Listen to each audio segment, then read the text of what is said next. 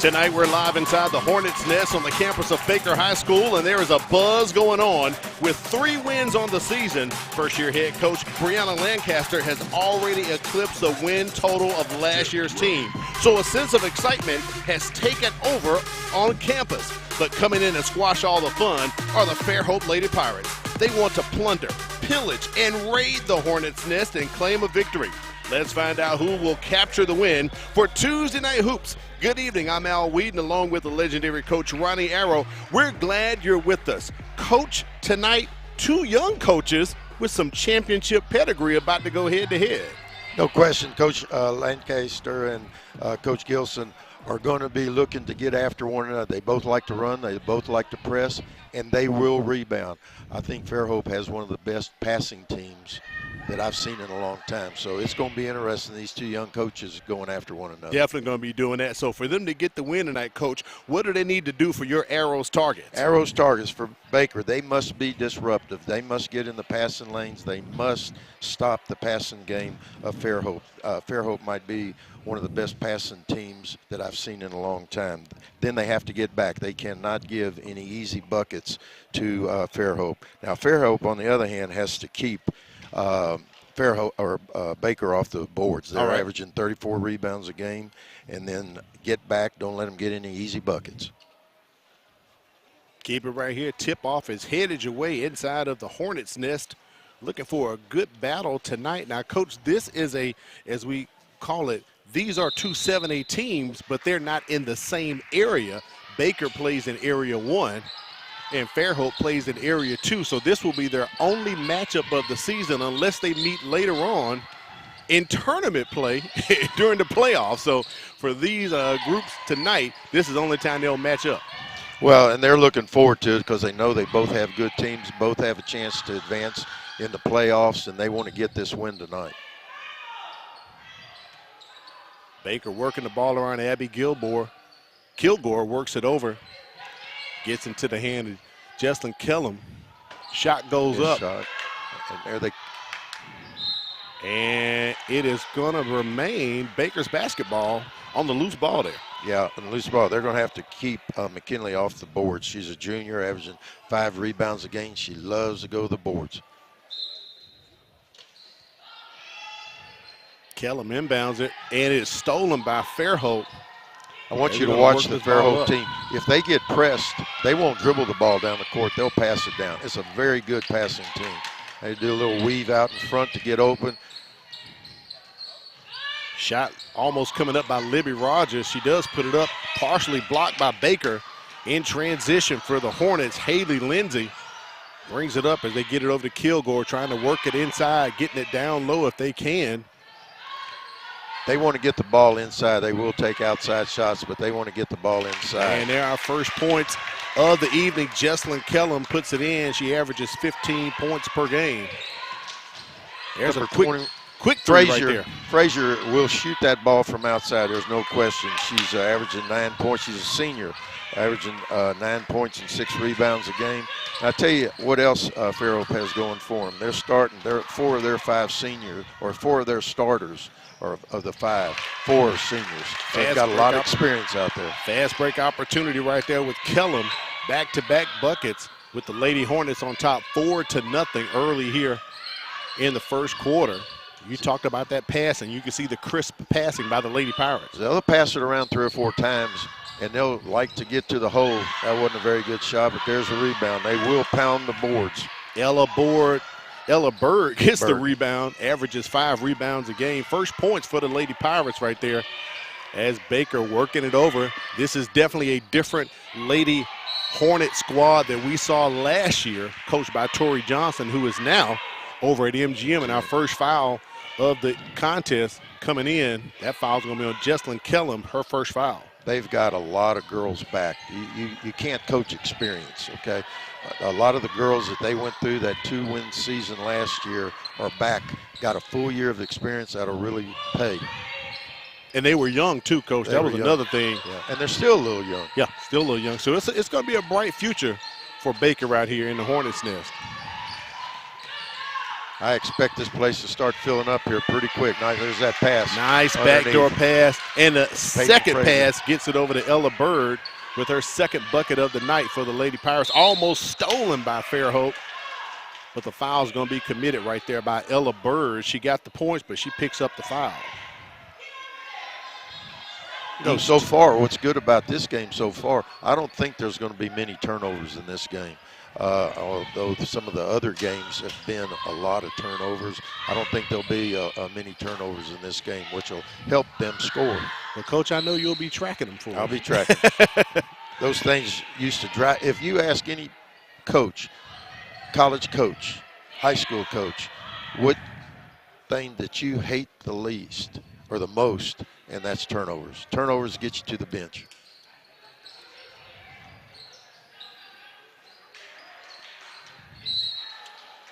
There's something for our young players. Don't get the ball. Just goes down. Just goes down. So that's an easy call for Stephen Newhouse and the crew. Turnover over to Fairhope. Playing 1-2-2 full court, sort of three-quarter court. Not quite denying stuff, so I'd call that a three-quarter. Does not pay off. Fairhope travels as they try to get the ball across the timeline, and Baker gets it back.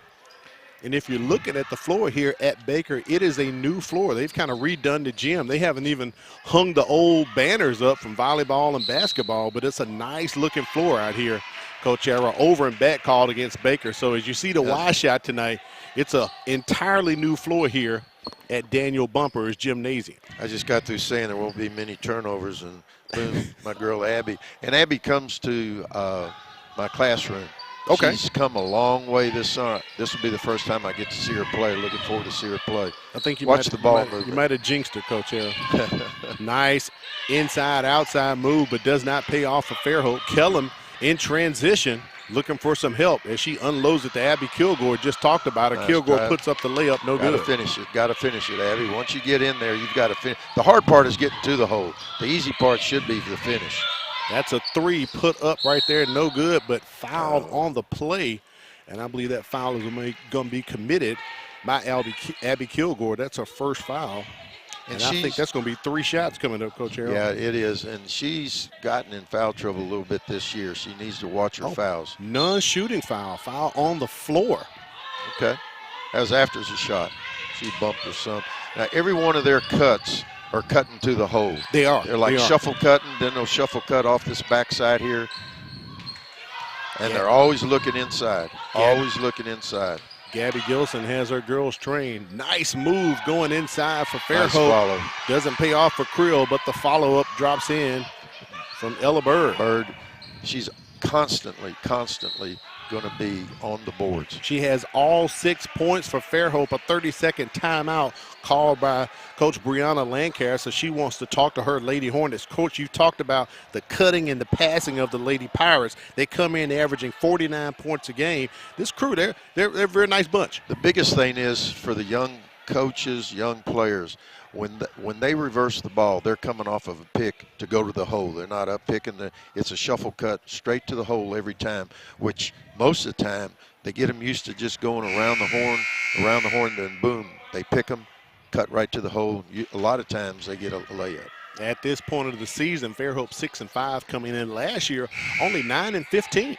I've got to say this, when I saw them play the other night, this coaching staff for Fairhope is unbelievable. You have Gabby there, but then Ralph Watson, he was 16 years coach, and then he was 12 years head coach at Bayside. Scott Berry was head coach at Robertsdale for 18 years. Bethany Davidson, she was head coach for 18 years at Bayside. I tell you what, you don't get much more experience than that on the floor. And to Gabby's, to her tribute, that she's accepting that. A lot of young coaches don't want to get experience. They think they know it all. Good for her that she's got that experience right on the side. Yeah, and she's the daughter of a coach. Her dad's a coach as well. So she gets it honest, as she told me as we talked on the phone the other day. And that's why I was talking about that championship pedigree. That's a lot of coaching experience. And for Brianna Lancaster, she told me, Coach, she actually coached under Now, Coach, she played under Tassie Warsham, who's the head coach at Theodore, and they won a championship in her junior year. There's a lot of overlap here. It really is. Mobile. It really is. Coach Gilson, Fairhope in her second year, and Coach Lancaster here at Baker in her first year. This is her first head coaching opportunity, stolen right there by Haley Lindsay, and easily lays it in with the left hand. I love it. I tell you what, they've already got 2 turnovers, which is surprising to me, but you know, it is what it is. You got to take care of the ball. Murphy Creel with the runner, no good. Turnover on the play, so it'll go to Baker. Coach Lancaster was, you know, a nice player. She played at Shelton State and then went on to Troy. When she was at Shelton State, 18 points, 9 rebounds. So then she went to Troy, so she was a nice player in her own right. She was. When she told me that, I said, oh, I'm familiar with that name. I do the PA down at Bishop State. That's a 3 right there from Haley Lindsay, and at Shelton State, that's a juggernaut in community college in the state of Alabama. That's basically like University of Alabama playing college football. Shelton State is a powerhouse in community college basketball, especially for the ladies. Baker on top, 11-6. Action moving quite along swiftly here in the first quarter. Nice putback by Campbell Anderson. Coach, what I loved about it, she didn't put the ball on the floor, went straight to the glass. Went straight up. A lot of kids forget that when you put that ball on the floor, you open yourself up to some bad situations. Exactly. Now this, pass the ball, got to make those layups. Everything was good. Pass the ball down the court, got down there, you got to finish in there. And I believe that's, it's still alive. Thought it was tapped out by Fairhope. Coach Gilson was trying to call for the time, and I believe Paul Green is going to award her the timeout she was calling for. Coach Arrow, go ahead. She was yelling long enough to get that timeout. I'm glad that they finally went ahead and gave it to her. Right now, I think the difference in the game, Fairhope's taken a lot of threes, and they're not making them. But luckily on some of them, they're getting a rebound, offensive rebound, putting it back. So, you know, if you're going to shoot threes, usually the rebound's going to go further out because the shot's further out. That's logical. But you got to go. A lot of times you go and you see teams that shoot a lot of threes, there's nobody going to the boards. It's either a shot goes to the other team. I think if I was coaching today, one of the biggest things I would do every day is when shoot threes and go rebound. Get your rebound. Make them send one back and rebound with 4.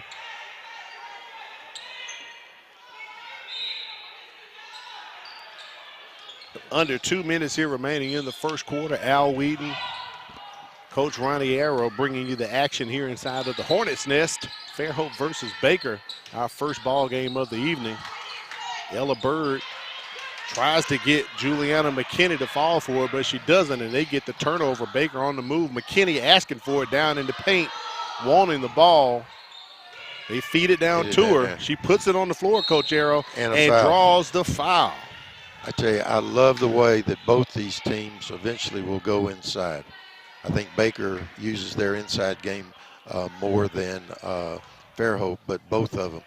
I still believe in today's game, past games, old time, new time, you got to go in and out. There's too many teams. You're going to shoot the threes, but just to penetrate and shoot threes, you got to go in and out.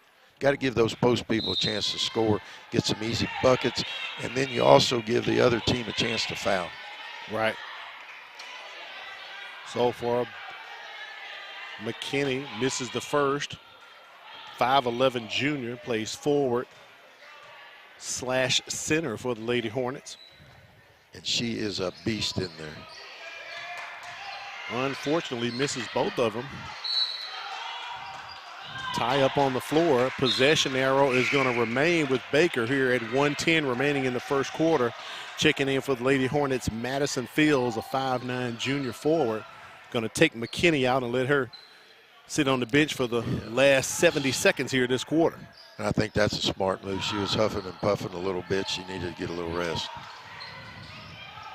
Inside play, driving to the hole, and finishes. Easy lay-in for Jesslyn Kellum. She leads the team in scoring with 15 points per game, and you can see why right there. And 9 rebounds also. I mean, she gets after it.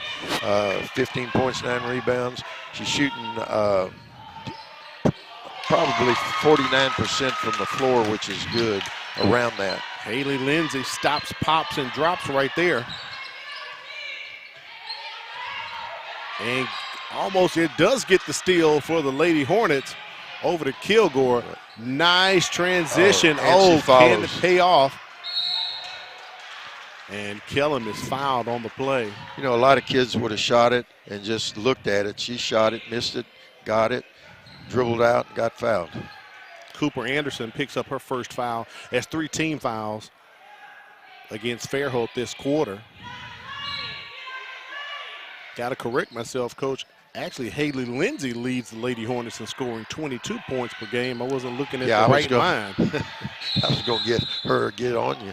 Yeah, that's what it is. She tie up on the floor, it goes over to Fairhope. I don't think she heard me, Coach. I don't think she heard me. I won't say anything. But I will say right at this point, Kellum playing a great first quarter here for the Lady Hornets. They've taken the lead back 15-8. 15-8. She's got a lot of experience. She's a senior. She's been through a lot with the team, and I'm glad to see it paying off for her. And she's a very good athlete. A lot of the stuff that she does because she is such a good athlete. Foul on the play by Madison Fields. Picks up her first foul, 3rd team foul against Baker. Coach Lancaster told me they play a lot of men. They don't even get into zone when they play. They're going to put the pressure on you. First free throw attempts here for Fairhope tonight. You know, as much as they go to the boards, I'm surprised they haven't gotten more fouls. But, you know, if they keep going to the boards, good things are going to happen to them. Nyla Lukid's at the line, misses the first. Freshman. 6'1" freshman misses both of them. Under 5 seconds. Let's see if Abby Kilgore is going to put up the half-court shot. No, she gets it over to Kellum, and they run out of time. And just like that, we've gone through 1 quarter. Baker on top, 15-8 over Fairhope. You're watching Tuesday Night Hoops on the MCPSS TV network.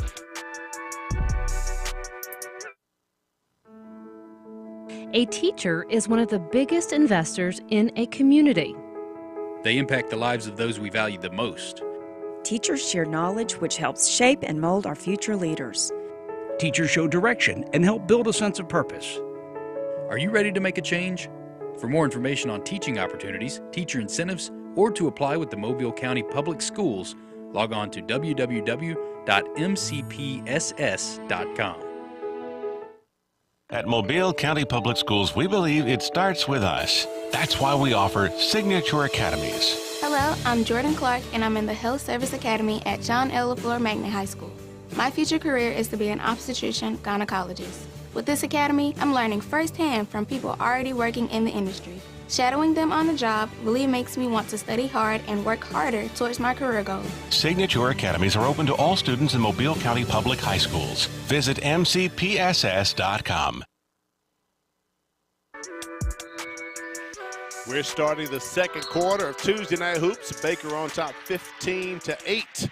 And as we start the second quarter, an early foul committed by Nia Nord of Baker as they're trying to inbounds the ball. Coach Arrow, she's called for the foul. Yeah, you know, to just start the quarter and foul like that, you know, you got to do a better job than that. Here they're cutting to the hole again, popping out. Now they'll get a shuffle cut from the backside, cutting to the hole. They do a good job looking around, getting the ball. I'm surprised they haven't been driving more to the hole. Anderson gives it up. Over to Murphy Creel, back to Anderson. She goes with the runner. No good. Nice rebound. McKinney gets the rebound, but she is fouled by Lukic. McKinney, junior, 6 points, 5 rebounds. She really, really goes to the boards. It's hard to keep her off the boards. Checking in, 5'11". That's a nice matchup. Lukic is 6'1". I tell you, when Abby gets some more experience, she's a sophomore running the team. That's asking a lot at this level, but she's doing a good job. She's taking care of the ball. I wish she'd look more to get to the hole and pitch to the open person, but, you know, depending on what coach wants her to do, that's what she needs to do. Fairhope forces the turnover right here. Nice turnover created by Campbell Anderson as they take over, coming to the other end of the floor. Creel Nice dishes pass. off. Shot up for Lou Kids, no good, but she's fouled on the play. You know, that's another one of those things I was telling you about, how good a passing team that Fairhope is. They won't take it all the way to the hole if they've got to make somebody take and then pitch it under for the easy shot. Foul on Juliana McKinney, her first. Lou Kid, I tell you what, she's got nice form on that shot. This might get down to tonight. Who makes her free throws? She just had to warm up, Coach. That's all. She missed the first two, and she came back and made the next two. That's all. Just had to warm up. Oh, nice steal right there. Sticking a hand in, and a cheap foul committed right there. Don't want to do that by Haley Lindsay. They caught her with the hands. So she picks up her first. You know, all of a sudden the turnovers starting to add up a little bit. Baker I have for 6 turnovers, and for Fairhope I have 4. And one thing Baker needs to keep in mind, Coach, they are at 3 team fouls already. There's no 1-and-1, so at the 5th foul, Fairhope will be shooting 2 the remainder of the quarter. Look at the height shown by Lou Kids. That 6'1" frame, she just goes over the top of the Lady Hornets and gets the rebound and score. An effort like that, you don't coach. That comes from the heart. That comes from effort. And a foul on Abby Kilgore. That's 2 on her, and the 4th team foul against the Lady Hornets this quarter. And we're only a minute and 26 seconds into the quarter, Coach Arrow. With all the experience on Fairhope's staff, they really play good half-court defense. You're going to have to maneuver. You're going to have to guard the ball when they're getting in there, driving hard. They guard the ball very well. If you're going to run a half-court offense against Fairhope, you better take care of the ball. That foul on Cooper Anderson. She picks up 2. She's going to head to the bench. I will tell you this, Coach Arrow. Stephen Newhouse, Shelton Johnson, and Paul Green, they are calling it tight tonight. Well, we'll see if they do it for the whole game. A lot of times officials start calling it tight, and then towards the end of the game, they get off of it a little bit. And we know Mr. Green has seen some action. He's probably the oldest official here in Mobile County. And getting up the floor much better than I can. Is that a compliment? Yeah, I would lose the race to Mr. Paul Green, Coach here. I can guarantee you that one. Me and my knees that I have right now. Fairhope gets the turnover. Almost taken back by Baker. They are playing tight on that man-to-man defense, and they force the travel, and they pick up the easy turnover. Checking in for Baker, number 23, Madison Fields. Once again, it's going to give McKinney a break. Turnovers, fair play. I mean, both bunches are playing good half-court defense, putting a lot of pressure on. You know, when you have the ball, you have to know when to hold them, when to fold them. You can't just keep going in full speed to the hole every time. You got to read the defense, what they're giving you. Watching see how Fairhope closes out on the ball, and also Baker also. These are 2 well-coached teams. Tie up on the floor, and I believe the possession arrow is going to favor the Lady Pirates.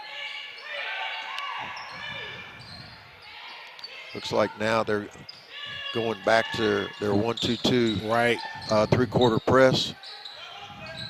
See, they'll pass that thing over a press. Wide open, Lukitz misses the jumper, but she works it back out. And nice, look at that backdoor pass to Ella Bird, averaging 12 points per game. That was sweet, Coach Harold. I'm telling you, they find the open person better than a lot of teams I've seen play, boys or girls. Great ball movement by the Lady Pirates, and we have a foul down low.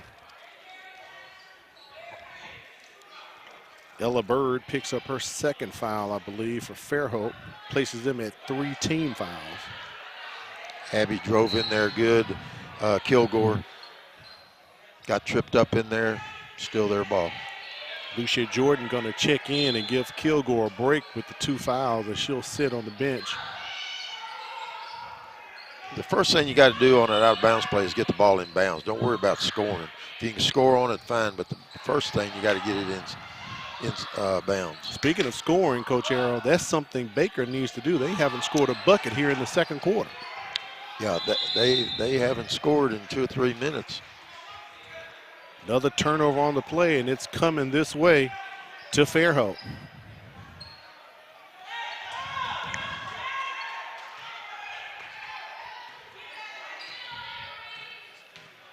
Going to that 1-2-2 press. You know, they'll break out of it and go to man on you. I saw Fairhope beat St. Paul's the other night. It was a close game till the end. Both teams did a good job. But I think if I was playing Fairhope, the way I see that they will rebound and pass the ball, I don't know if I'd press them. They throw right over a press. Lukitz averaging 6 points per game, Coach Arrow, but she has hit her average plus tonight already. She is working it down low. A lot of effort. A double dribble called against Madison Field. She was looking for the foul, but another turnover for Baker, and Fairhope has reeled off 8 points here in the second quarter, now in the lead 16-15. One of the reasons why Baker hasn't scored is because start of the second quarter, they've got three turnovers. That's a great move. Baker thought Lucas was going to get the foul with the elbow turn there. Nice bucket by the young lady. And remember, she's a freshman at 6'1" for Fairhope. And they steal that from the Lady Hornets. Yeah, they're coming unraveled a little bit. They need to get back into the game. There's another cut backside. That was sweet. It might be TO time for Coach Lancaster, Coach Arrow. I tell you, the same thing happened the other night. If you let them get to the hole, they can put a lot of points up in a short period of time. You've got to stay in front of them and not let them cut to the hole. Cut them off any way that you can. Approaching 3 minutes here in the second quarter. Baker scoreless. The shot goes up from Keller, no good. Another fast break opportunity for Fairhope. They're working it down low. In for Peyton Frazier, and there's the timeout call by Coach Brianna Lancaster. She wants a 30-second timeout to talk about it. Coach, Fairhope has went on a run here in the second quarter. Unbelievable. Yeah, and as far as I'm concerned, exactly what I said as far as the arrow targets. They are a very good passing team, and I'm not talking about just half court. If you press them, most teams will try and dribble through it. They will pass over you and shoot layups. They find the open person as good as any team that I've seen so far this year. And that's a tribute to that coaching staff over there. That's a lot of experience over there. Coach Gabby Gilson in her second season at Fairhope, as I said it earlier, right now her overall record 15-20. She has a .428 winning percentage. They went 9-15 last year, but right now 6-5. And she played at Huntington College and was USA All-South All-Academic team. Yeah, awesome. Like I said, she comes from a pedigree of basketball in the family, so she said she kind of grew up as a basketball junkie. Another turnover by Baker. Fairhope really taking advantage of it. That's the Lady Hornets scoreless here in the second quarter. You know, both teams, the first 2 or 3 minutes, didn't turn the ball over. Right. Now, Baker has 10 turnovers to 6 turnovers. Baker trying to get it across the timeline. They just do. Here's that pressure that Fairhope will do, especially half court, another turnover. Possession on the floor, and it goes in favor of the Lady Hornets. So at 2:18 remaining here in the quarter, let's see if Baker's going to get some points. Down 7 right now. And that one almost stolen by Fairhope. The big hands of Addison Lothman. She gets up into the air and tips it out of bounds. That's a very, very young team that Baker has out there. Got a freshman, sophomore. That's a very young team. No seniors on the squad, Coach Arrow. You know what? They'll get through this year. They've already won more games than what they did last year. And next year. And there is the foul. Continuation and one coming up. That foul on Nyla Lukitz, her second. Lindsay is a very, very good athlete. As she works herself to the free throw line, shooting 65% from the charity stripe. Only senior on the court.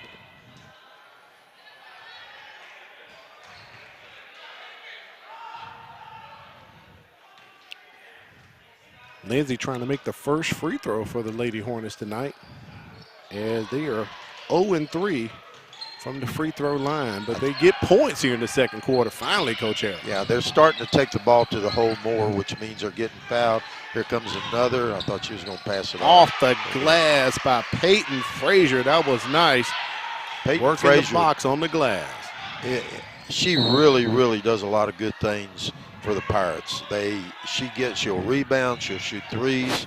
I think the weakest thing right now is she needs to hit a better percentage of her threes, but she has no fear. If she's open, she'll take it. If not, she'll take you off the dribble, and she can see the floor to get good assists. Blocking foul called on Lucia Jordan. So that's 5 team fouls for Fairhope. At the line shooting is Jesslyn Kellum. Shoots 53% from the free throw line. And the first free throws for Baker tonight. Yeah, nice form. Fairhope with 5 team fouls. So for the remainder of the quarter, the Lady Hornets are going to shoot 2 if they are fouled. Yeah, Kellum's a sophomore, averaging 15 points and 9 rebounds. I can't get over. I didn't realize. I saw it on paper, but as many young people that Coach plays at one time. I mean, yeah, they're going to go through a growing process, but the future looks bright for them. It does. It does look bright for the Lady Hornets. That's a 3. No good. Nice rebound down low. Got to box out. Shot was not made by Addison Loftman. Oh, little Euro. Oh, and a finish. And one coming up as Haley Lindsay is going to go to the line. She is fouled on the play by Peyton Frazier. She's averaging 22 points and 6 rebounds. On free throws, she's shooting 65%, but she's got to bring it. Bless her heart, she's got to bring it because she's the only senior that's doing her thing. Frazier Very picks athletic. up. That's Frazier's first foul.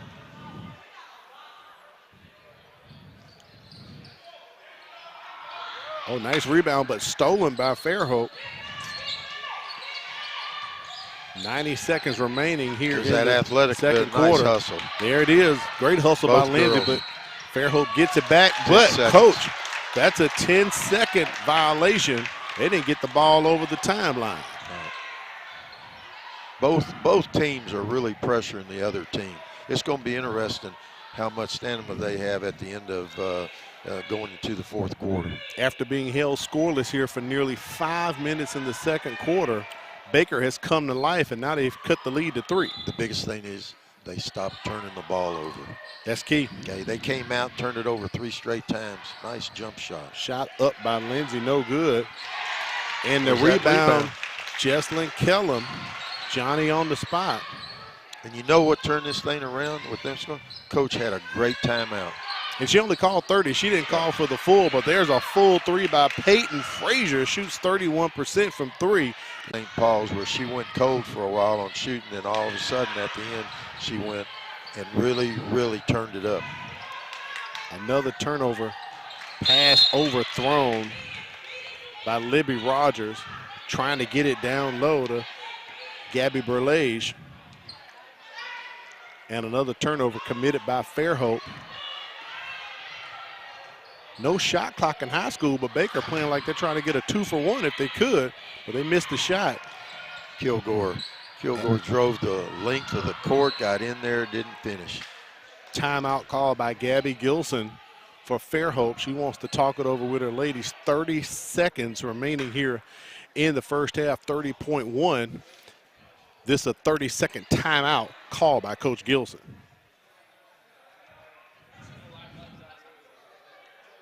Bringing you the action here, Tuesday Night Hoops. Al Whedon, Coach Ronnie Arrow on the campus of Baker High School.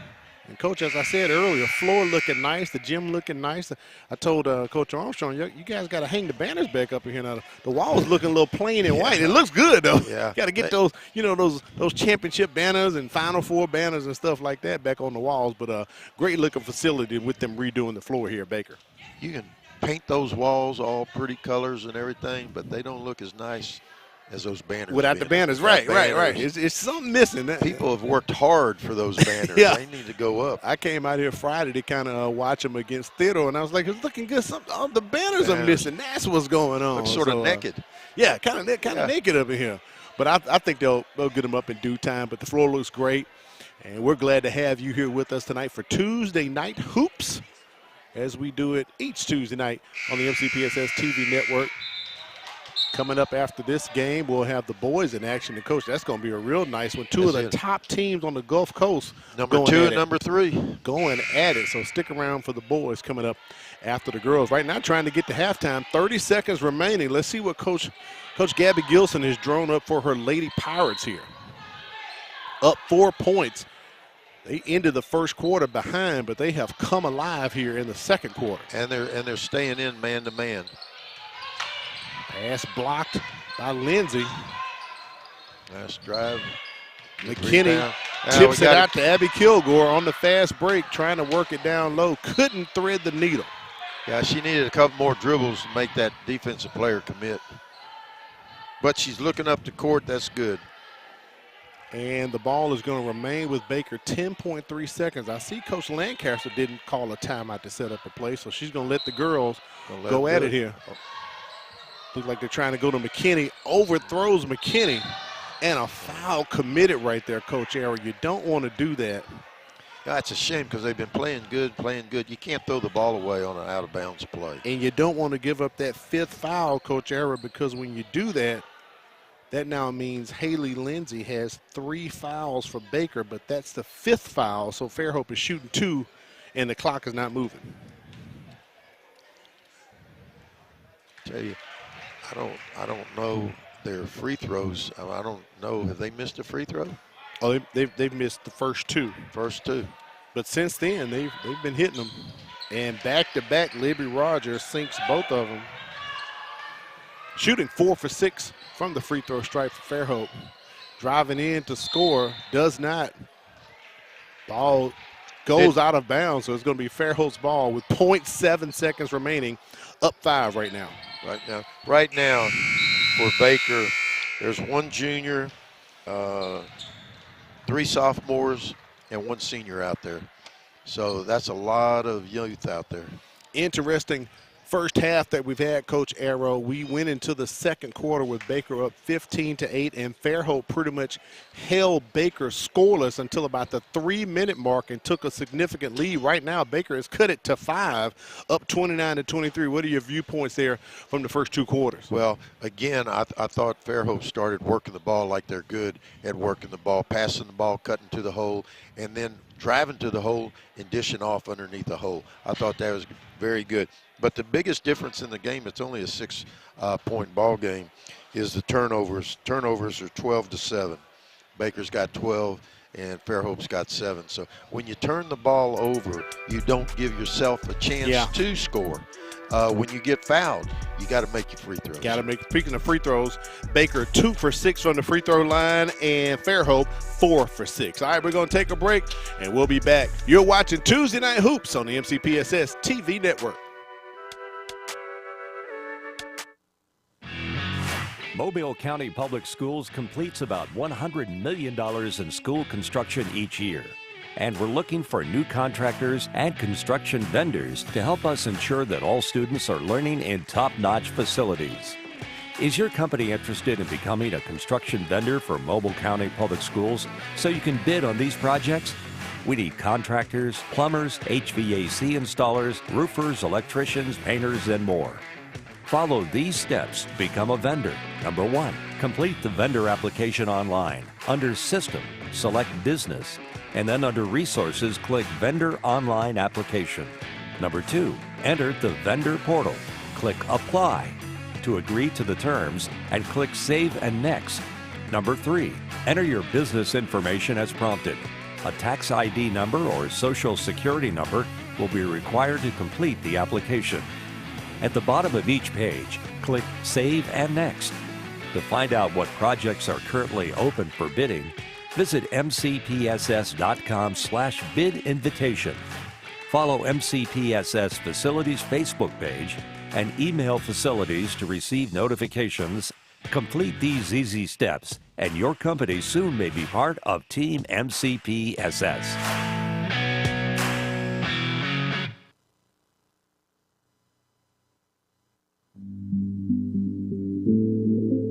Mobile County Public Schools, the place that has it all.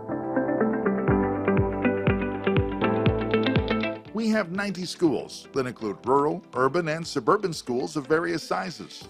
We are also home to Alabama's first public school. We welcome you to come join our winning team. Our district is led by the 2020 Superintendent of the Year, Mr. Cresel D. Threadgill. Our teachers are leaders in their profession who are afforded numerous professional development opportunities. Our principals are collaborators and encouragers. Our schools are leading in innovation and instruction. And most importantly, our students who are learning today, leading tomorrow, are simply the best. If you want to live in a historically rich city near beautiful beaches with superb Southern hospitality, we invite you to come teach with the best. Team MCPSS.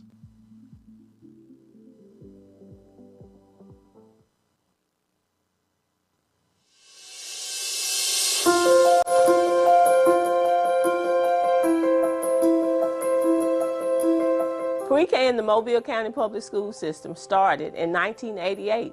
So Just 4 started with maybe around 10 or 12 classrooms for 4-year-olds. But then we realized that there was a need throughout Mobile County. And not everyone had the ability to drive into Just 4. But trust me, people were trying to get to Pre-K. It was a great program. Just 4 is one of the only, because I think there may be two other centers that service only 4-year-olds. And the uniqueness of that is that we have the opportunity to focus solely on the social, emotional, and educational development of 4-year-olds. These things are so critical so that we can have them prepared for when they leave here and go on to kindergarten at various schools. We service kids from all over Mobile County Public Schools districts, so we're not zoned for any particular area, so we have the opportunity to deal with children from multiple districts within the county. We actually have 16 regular education classrooms, as well as 2 special education blended classrooms. And those classrooms the blended classrooms work to support our special education students, as well as provide the opportunity for our peer mentors or peer models to come in and serve as role models. It's a crucial benefit for our kids. Most of our children have attended some type of daycare, but most of them have not attended a really structured type of setting, been in a classroom. So for our babies, it just gives them a leg up because they have a whole year of experiences in pre-K before they start kindergarten. You can tell the difference between our children who have had that year of experience in a pre-K program and those who have not. So you get to the kindergarten setting and you have typically either 3 different groups of children. You have children who've never been to school at all, not to daycare, not to school. Then you have the children who have been to daycare and then to pre-K, and then you have our babies who've been to pre-K and then entering kindergarten. And there's a huge difference in those children. Those babies who have that pre-K experience, again, it's such a structured play is what it is. You know, they think that everything they do in that classroom is fun and is play, but it's very thought out, very well planned. And those kids with that experience, you know, they've had time with computers, they've had time learning how to line up. They're just a whole year ahead of their peers who don't have that experience. So huge benefits for our children. Having a free program of this caliber for your child to attend, I mean, why wouldn't you want to be a part of it? It's outstanding. All of the educators have early childhood teaching certificates. All of the auxiliary teachers in the classroom have early childhood background. Everybody attends professional development. We have 2 adults to 18 children. It's a phenomenal program. The partnership is necessary because we've got to all work together. Whether you are a standalone facility, whether you are Head Start, Mobile County Public School System, that partnership is essential to our children, and that's what this is all about. It's about our children. It's about them having quality programs, because when they do well in pre-K, we know the data, we know what the studies show, that those students are more likely to graduate and graduate on time. And those students are also going to be more adjusted and ready to serve, ready to lead, and ready to learn.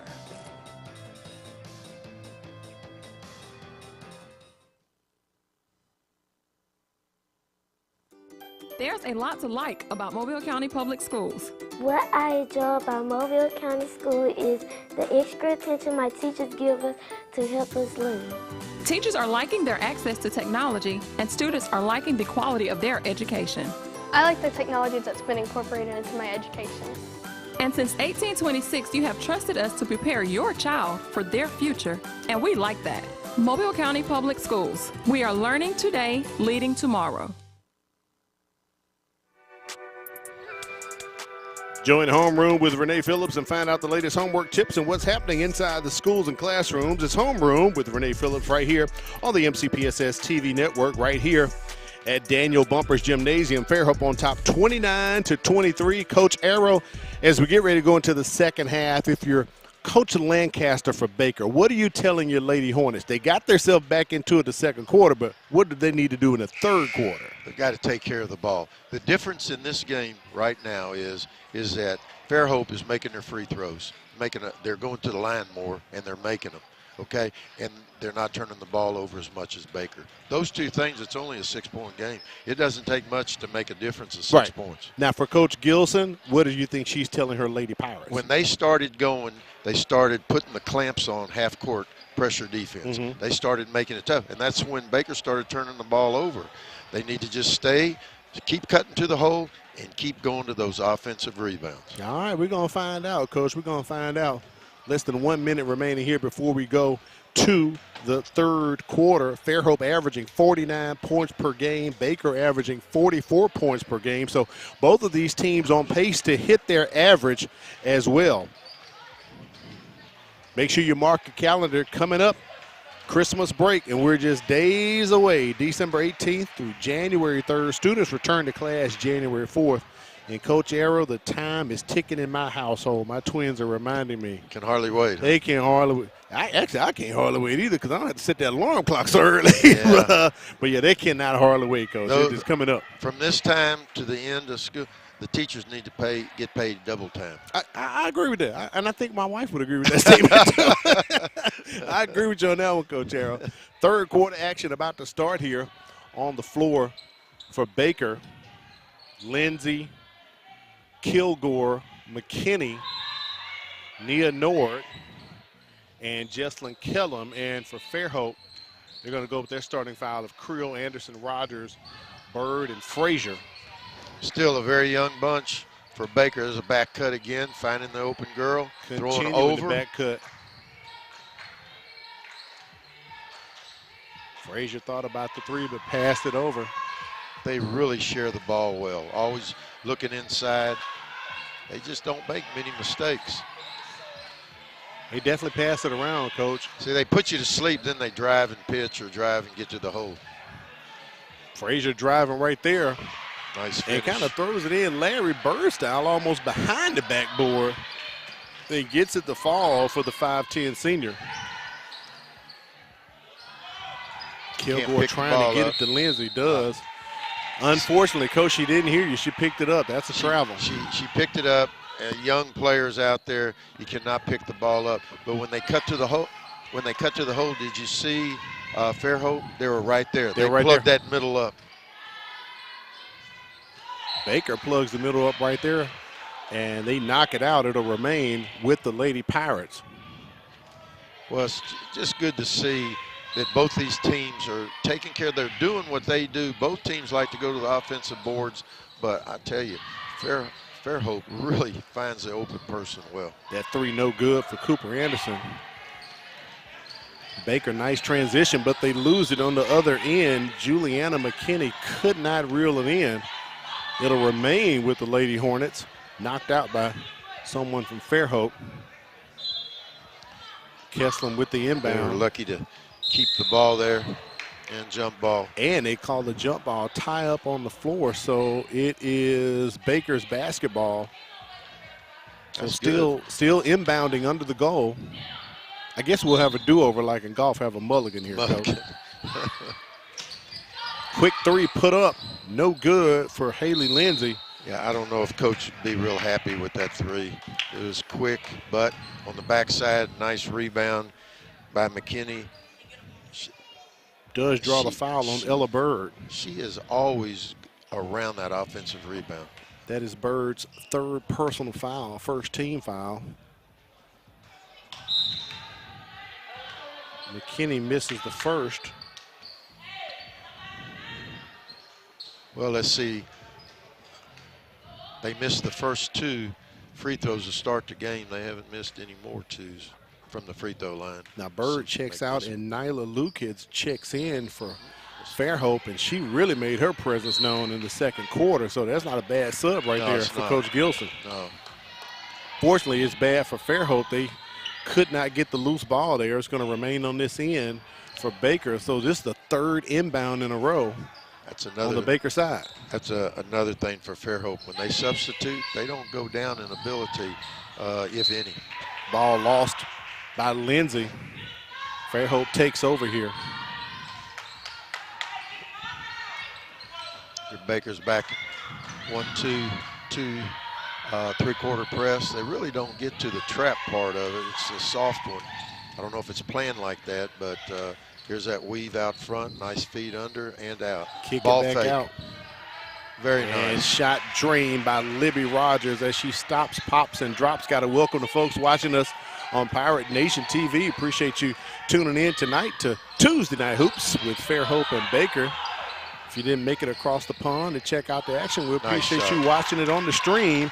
And Haley Lindsay watches it drain the nets right there for the Lady Hornets and gets the steal and score for Haley Lindsay. She's averaging 22 points a game, so you know she's going to catch fire. Leading scorer for the Lady Hornets. The only senior on the squad, as a matter of fact. They work it down low to Lukic. Her shot no good. Same 6 points that they started with at the beginning of the third quarter. Lead is still 6. Abby Kilgore puts it up. Coach, I think that might be her first bucket tonight. She only averages 3 points per game, but she when they earned go that in, when they go in, they learned it at the classroom. Okay, she's one of our classroom girls that comes to us, and she came and worked. She runs track also, but she really worked this summer from her freshman year to right now. She's improved a whole lot, but she's young. She's just going to get better and better. I like that coach is staying with her at the point guard spot. She's just going to get better and better because she's got good size. She's young, 5'7" sophomore. Shot up off the glass, no good for Nia Nord. Stolen by Lindsay again. And Kilgore tries to save it, but it goes out of bounds, so it'll be Fairhope's ball.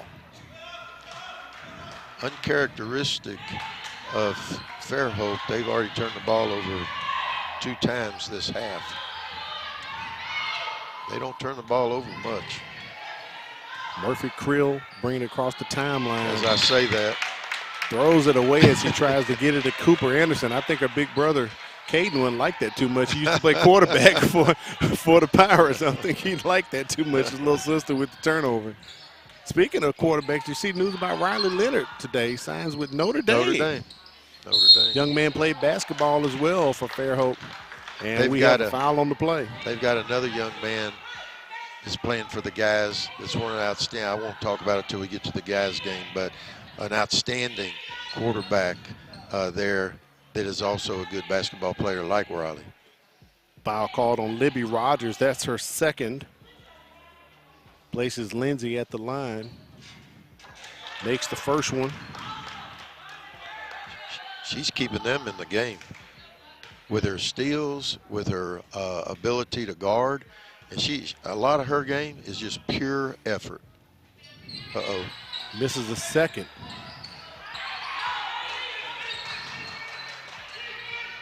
That's what I'm talking about. They'll throw over a press. They won't try and dribble through it. They'll throw over it. Trying to feed it down to Lukic once again.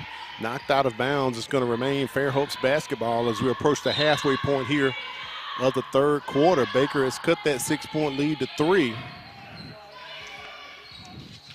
know, I like, already Great talked about. Pass and shot to Lukic right there. Lukic always talked about all the coaching experience that they have for Fairhope, but it's funny because they got 2 of the coaches up in front, and then they got 2 at the back. So they got the girls covered one way or the other. They're going to listen to the coaching staff.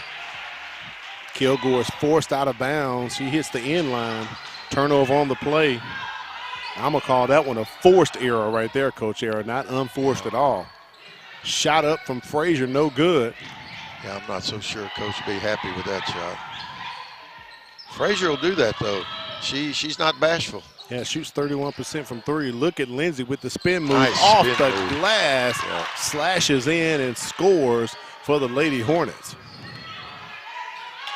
She's also averaging 6 rebounds a game, so it's not just all points with her.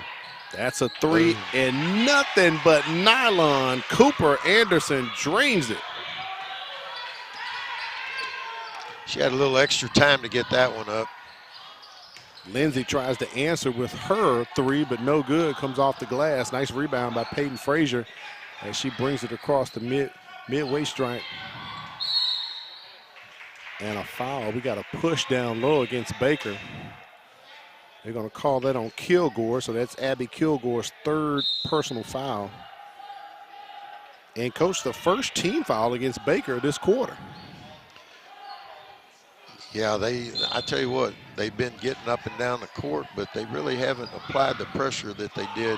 Oh, nice inbounds pass to Lucas. And, Coach, I love how she kept the hands high, didn't bring the ball down, and went straight. She's the tallest person on the floor right now. No need to bring that ball down. As a what?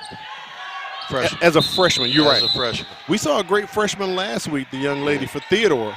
I'm sorry. An eighth grader, Parkland Floyd, eighth grader, Coach, not a freshman. Again, I want to check her birth certificate. She plays like a senior. Boy, she good. Do you check them in the classroom, Coach? She has an invitation to come to the classroom. You might get her to do a tutorial. Yeah, she's got some nice handles, that young lady down at Theodore. We have quite a few kids that come from Theodore to the classroom, especially on Sundays. Fairhope extends the lead to 8 here. Under 3 minutes in the third quarter. Good ball rotation, good passing. And looking to the hole goes Ella Bird, and she did it effortlessly, Coach Aaron. It all started with a hard dribble, crossover, and taking it to the hole. You know, I tell all our kids in the classroom, especially the little ones, go to the high school games and see. Look on TV at the college games and see what you're being taught in the classroom and see how many times are being done on the court with high school players and college players. See it being implemented. Unfortunately for Bird, she's going to have to go sit on the bench. That's her fourth personal foul, third team foul for Fairhope this quarter. Pass from Fields to Kilgore. And some kind of way Haley Lindsay comes at it and hits the jumper. And another freshman, Madison Fields, averaging 6 points and 8 rebounds. There's a replay right here. Lindsay kind of saves the day. She plays hard. Bless her heart. She plays hard. And, you know, if you're playing the game, you got to play hard. Yeah. That's not coaching. That just comes from within.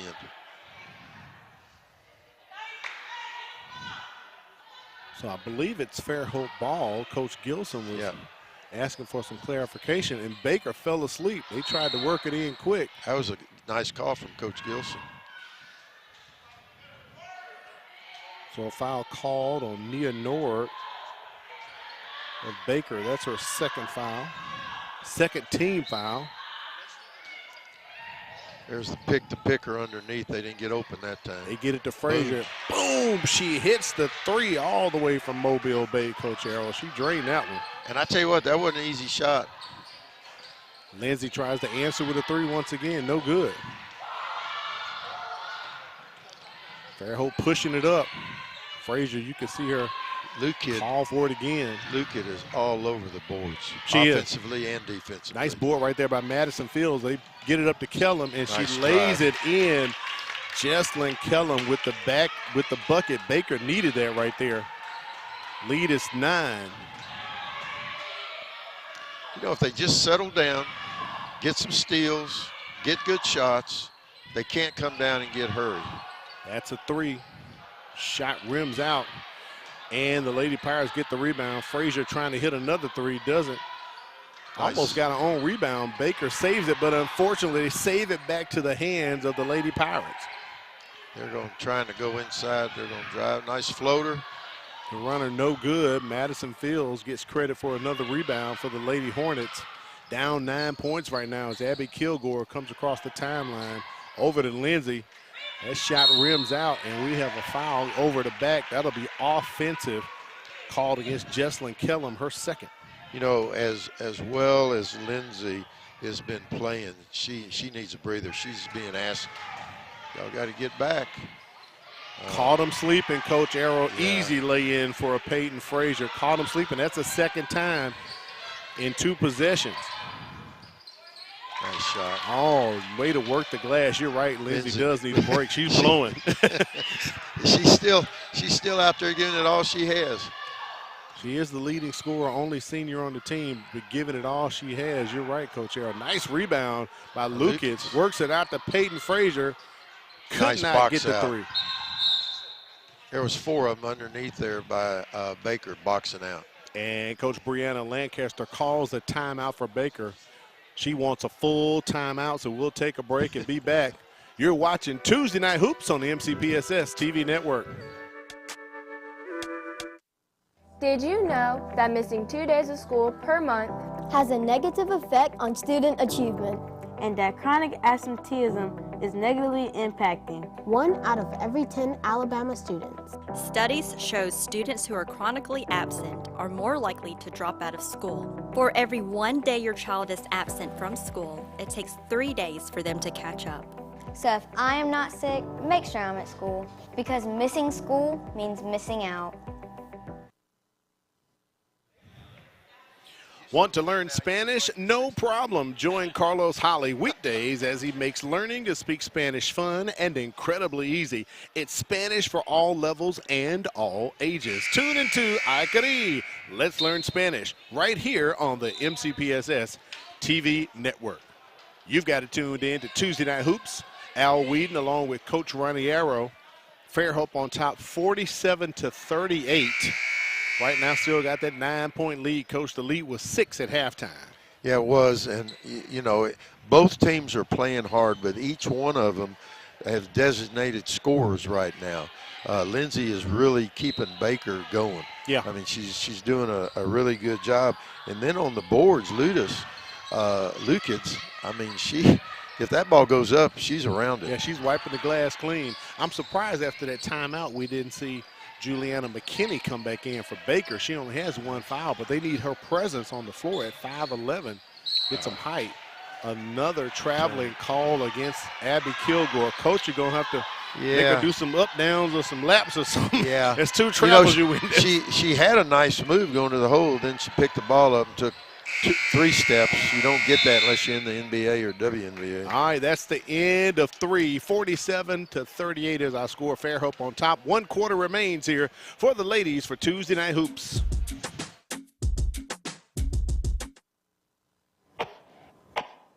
What's the matter, baby? You're not feeling good?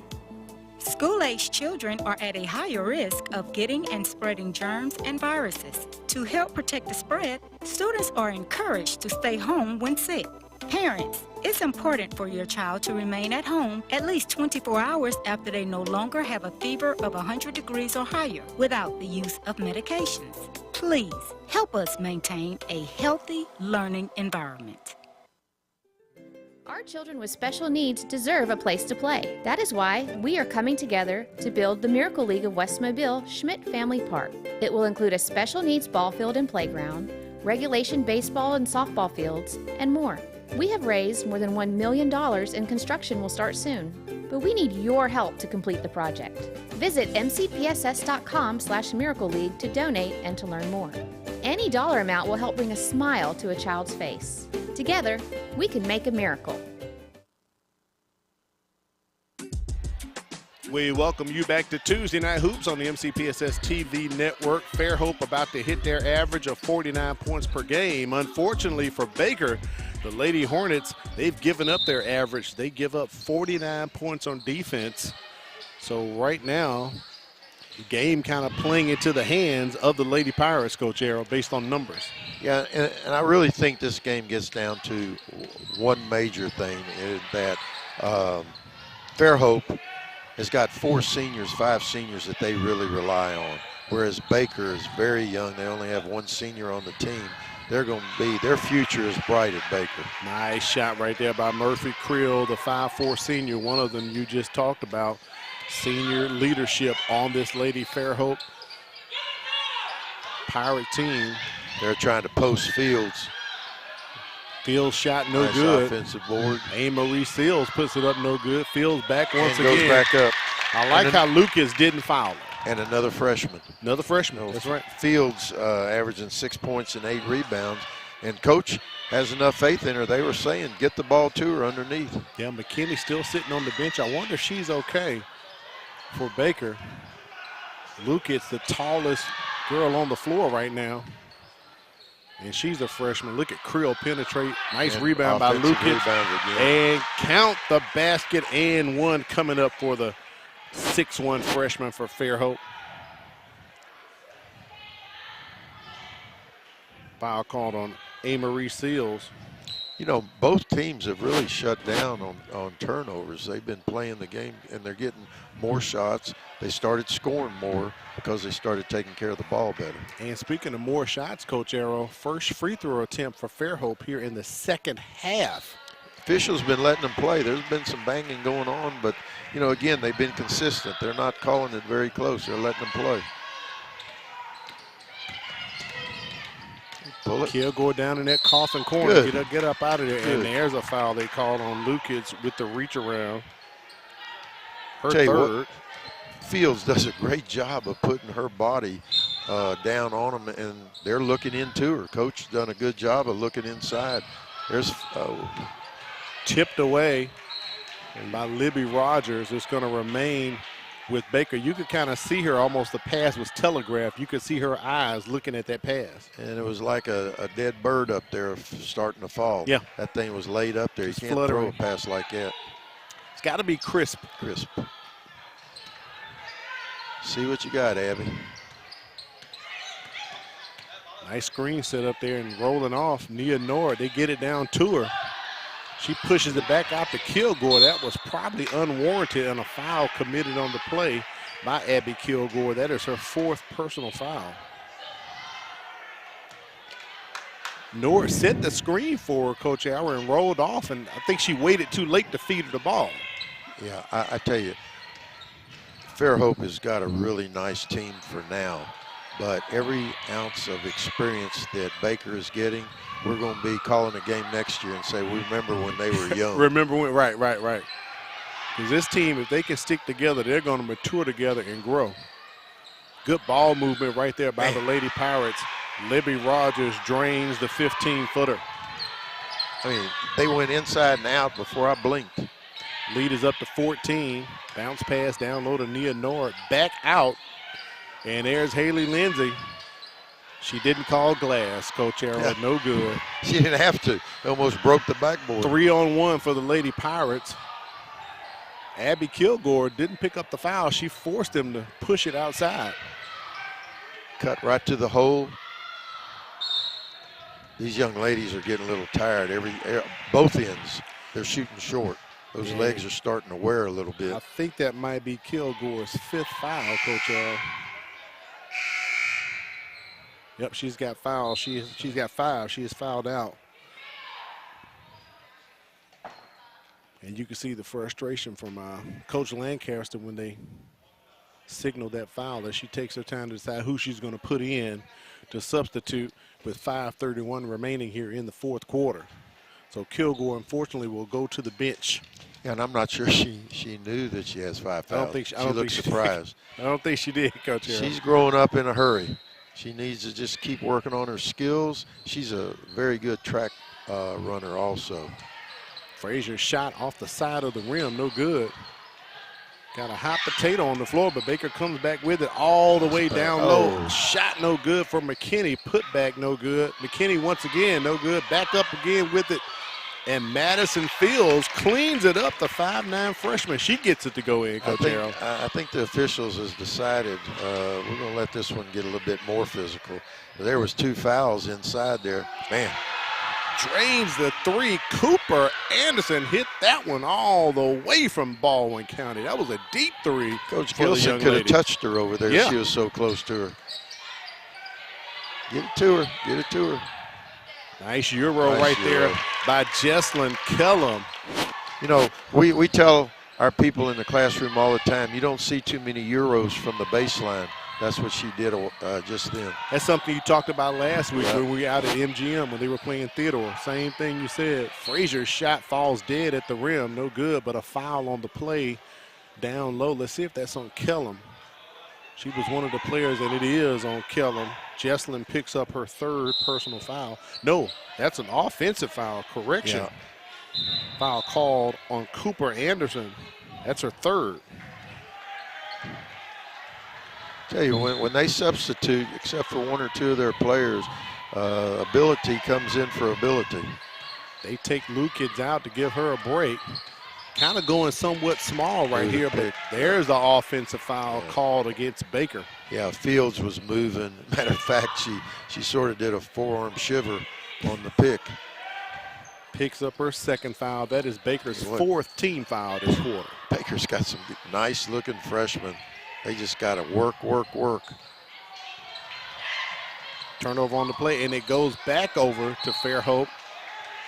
And Kellum picks up the frustration foul right there, Coach Arrow. You can see it on her face. She got it the first time. They didn't call her. I might as well do another one. She got two. She got two licks in. They got the second one. Mr. Paul Green recognized that. So that's the 15th foul against Baker.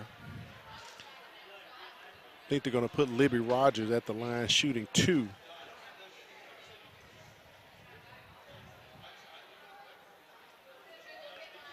And I think she has to shoot 1 before they let the sub in. Yeah.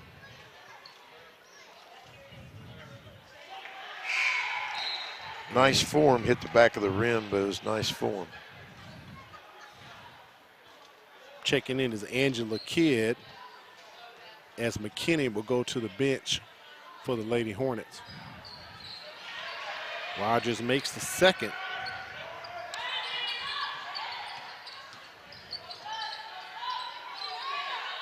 Fairhope 2 for 3 from the charity stripe this quarter. That's a tough pass there. Almost had the turnover for the Lady Pirates.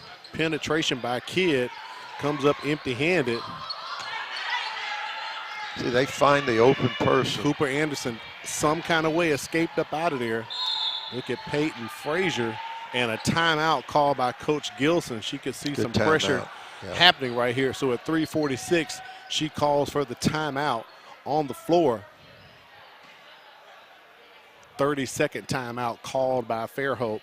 All in control right now, up 14 points, Coach Arrow. Yeah. And, you know, at the end of the game right now, both teams right now, I have 6 turnovers for the second half, and I have 7 turnovers. So the turnovers have been down for the whole half. They were more than that. They were up in the 12s and 9s and 10s the first half. So they've cut that down. I'm going to tell you what, if Fairhope goes ahead and wins this game, which it looks like that they will, Baker, I see some very positive things. Yes. But for this year, Fairhope's going to go.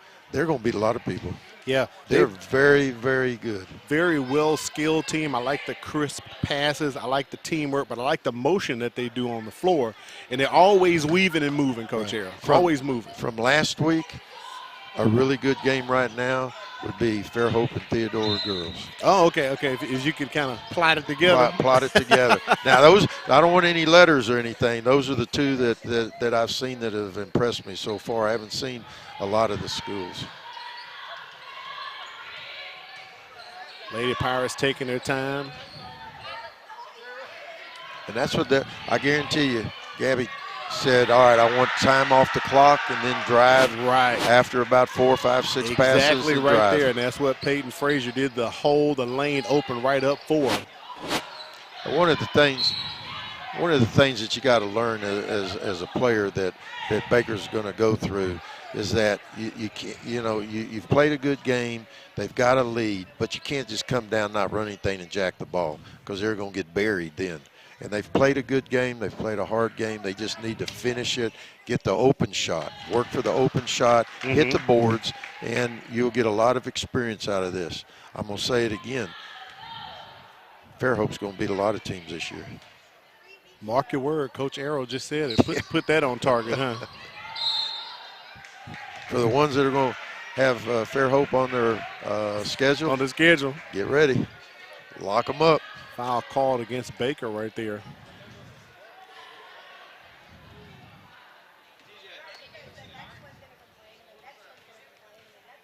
I know the previous foul. Okay, there's the foul right there. Angela Kidd, her first foul.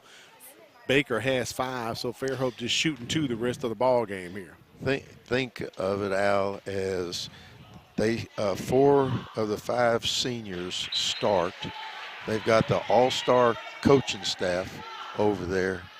Those 2 qualities make for a heck of a team. And that can take you a long way, especially when you get into tournament play. And then put in good young players, learning from the older players.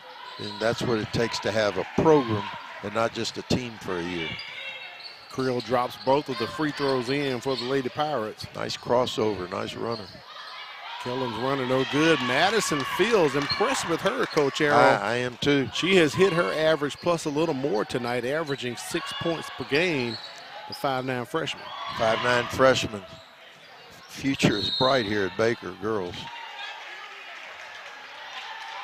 Traveling on the play. Actually, the ball went off on the knee of a Lady Pirate, so it's a turnover to Baker as we are under 3 minutes remaining in the contest. See, they're doing a good job. They're posting. I wish they'd do a little bit of high-low, bringing a backside post up and go high-low. That a lot of times, because if you just come down and post, then it's the same thing. They see the same thing. They adjust to it. But if you bring that backside post up, throw it high, and spin and pin for high-low, I think she would get a lot of shots. Ella Bird checks back in for Fairhope. She has 4 fouls. The 3 no good. Nice putback rebound from Madison Fields. Averages 8 rebounds per game, so she's definitely getting some action as a freshman. I don't think we may see McKinney again tonight for Baker, Coach Arrow. Yeah. Ella Bird with the easy basket for the Lady Pirates. Here they go back now. They're still trying to look inside. You know, you got to get some distance with the ball out there.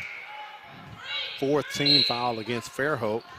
Seals is a freshman that came in for Abby Kilgore, running the point guard spot. So now a freshman has come in for a sophomore. So you have a freshman running your team, and you had a sophomore running it before.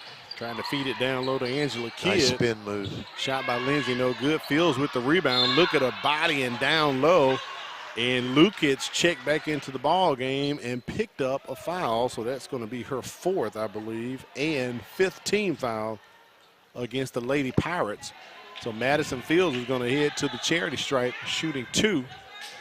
Al, I'm going to say, if anybody that's out there listening to us and you want to see a good game, we still got room here for this next game between the number 2 and number 3 area teams here with the boys playing.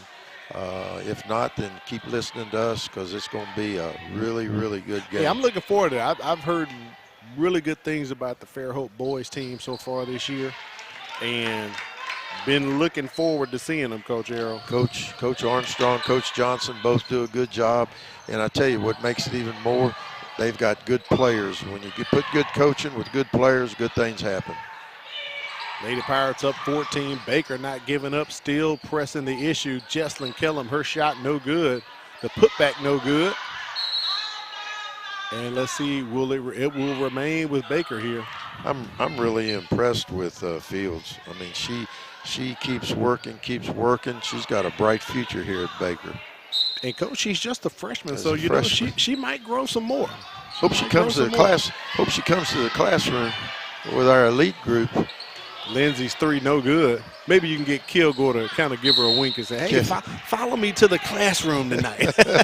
That'd be good. That'd be good. Peyton Frazier commits a foul. I believe that's her 3rd. Right before summer, we'll have our elite group with, we'll have some of the top players from all of the schools coming to the elite. We only do it one night a week, But so you try to get them in talent before AAU time takes over, because I know when that goes down, it just ruins everything for everyone else. We get them ready for AAU. Yeah, okay, because the parents are ripping and running every weekend, every day. So you're getting in right before the action. Right I got you, Coach. I got you. Good timing.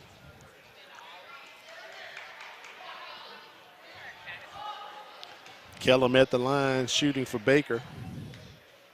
Shooting 53% from the free throw line. As she concentrates, I like that. A little bit too hard. Misses the second.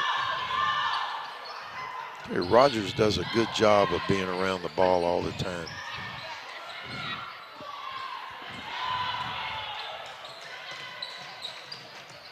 She needs to get on back down there where she can do some damage. Back to Lindsay with the runner. Her shot no good. Yeah. Libby Rogers with the rebound. She's starting to force a few shots, trying to help her team out, get back in the game. Look at the passing in the transition for Fairhope. Good fundamental basketball. The fundamental, and they can pass the ball. And they'll play defense, especially half-court man-to-man. And you're right about it, Coach Arrow. This young team for Baker, they are only going to get only going to get better. The more they can play together, get more experience, and go through some tough losses like this, that's going to make them better for later on. And I've been watching Coach Lancaster. She really does a good job. Her timeouts, she'll get the girls in the right positions. They started going inside. So between the coaching and the youth, Baker's got a good future ahead of them. You're right about that. They came into this ball game at 3-3. They're going to drop this one tonight to the Lady Pirates as they will improve to 7-5 on the season.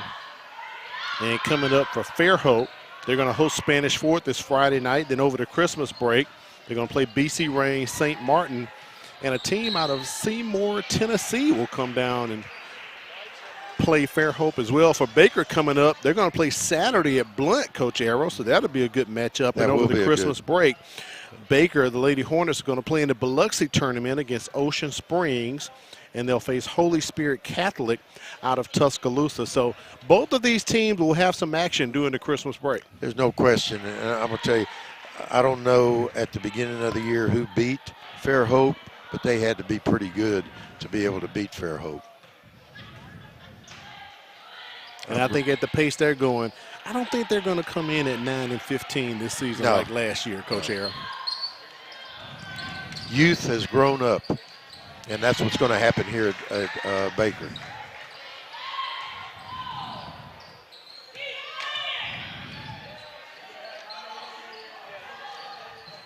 Last few seconds of this ball game coming down. Fairhope just sitting on it right here.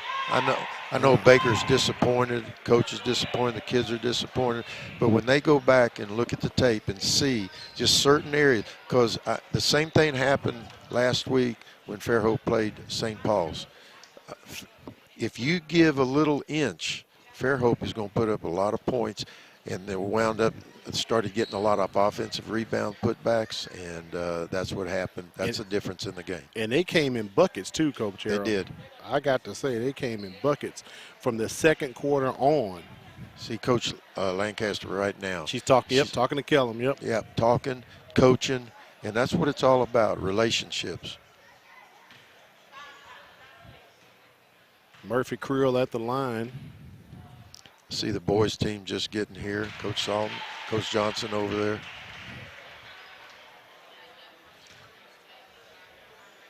Had a chance to talk with him last week over at Fairhope. Coach, I had to do a double look. I said, "Now, you're not on the team, are you?" He said, No, he's a player. Yeah. He's a young-looking guy. He said, "No. I was just messing with him, Coach Arrow." To be a young coach again. And the Lady Pirates get the win 70-53. I guess we'll say we had a little trash points toward the end, but it was an impressive contest put up by the Lady Pirates tonight. Coach Arrow, your thoughts on the ball game as we try to get a hold of Coach Gabby Gilson to come over here and chat with us. It's a 17-point game, but truthfully, if you take a few things here or there, they would both be, this, in my opinion, was a 9 to 12, 13-point ball game. Right. But like you said, there were some trash points at the end and some more youth that hadn't played much getting in. So, you know, I was impressed with both bunches. I agree. Coaching staff does a great job. They're coaching all the time. Coach Lancaster at the very end, like you said, was coaching. So I'm happy for their future. And speaking of young and experienced, this young team at Baker, as you said it, we're going to be looking at a bright future coming up for the Lady Hornets. They may be young right now, but they've got a bright future coming up here at Baker High School. I'm telling you, we'll be here next year saying we saw them when they were very young. They done grew up. Yeah. We're trying to get Coach Gilson with the microphone and get her situated and brought in. She is. That's it. Come on in, Coach Gilson. We'll get the mic right here. Our engineer, Fran Conaway, is going to chat with you. Congratulations on the win tonight, Coach Gilson. We're very impressed. You were down 15-8 going into the second quarter, and you guys held Baker scoreless all the way up to the 3-minute mark in the second quarter.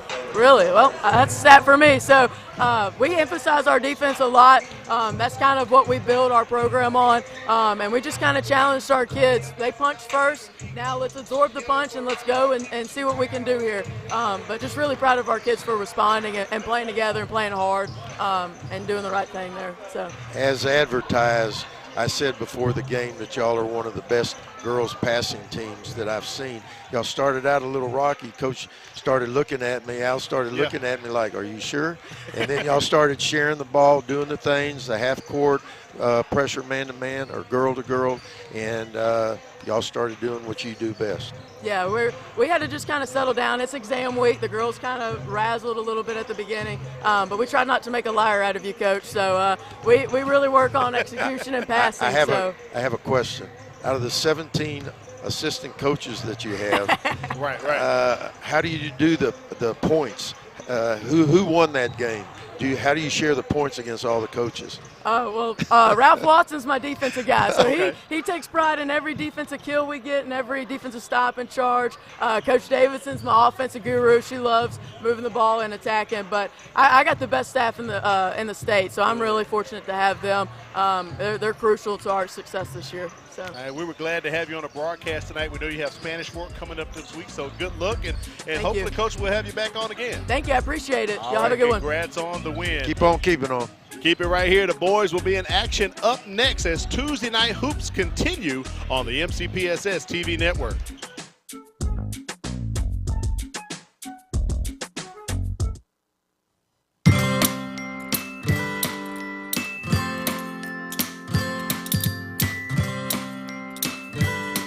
Did you know that Mobile County is home to an elementary international baccalaureate school? Welcome to Council Traditional School. Council Traditional School is one of a few schools in Alabama to offer IB's primary years program. Through this inquiry-led transdisciplinary framework, Council challenges students to think for themselves and to take responsibility for their learning as they explore local and global issues and opportunities in real-life content.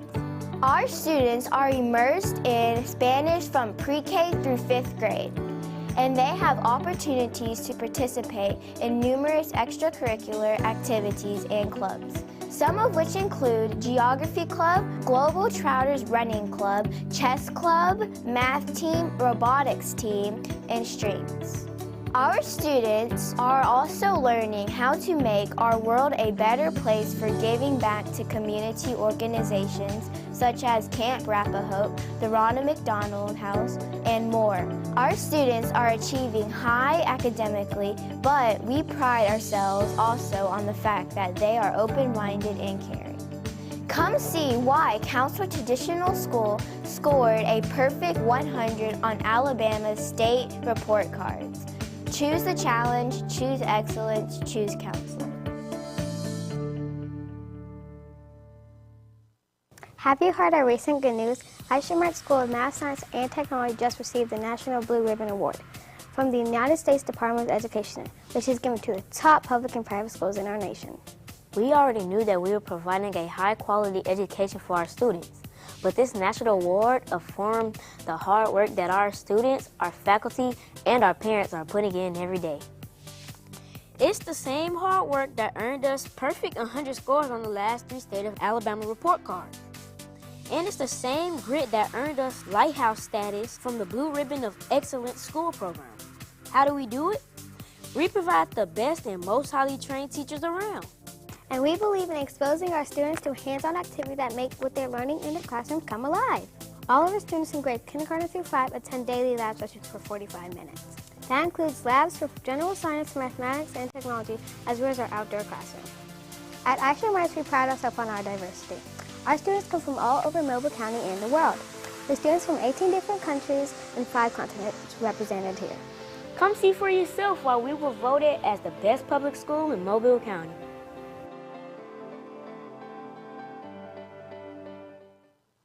Is your child interested in the visual arts, dance, music, or drama? If so, look no further than the Old Shell Road School of Creative and Performing Arts, which offers a specialized arts curriculum for the students in kindergarten through 5th grade. All of our students are exposed to the arts weekly. They have opportunities to participate in large and small performances, including full-length musicals that incorporate singing, dancing, and acting. We partner with the Mobile Symphony to offer strings instructions and the Preludes program. As an Alabama bicentennial school and Talents Unlimited national demonstration site, Old Shell Road offers an accelerated arts-infused curriculum. We received the National Blue Ribbon Schools of Excellence Award from the U.S. Department of Education, which is the highest honor any public or private school can receive.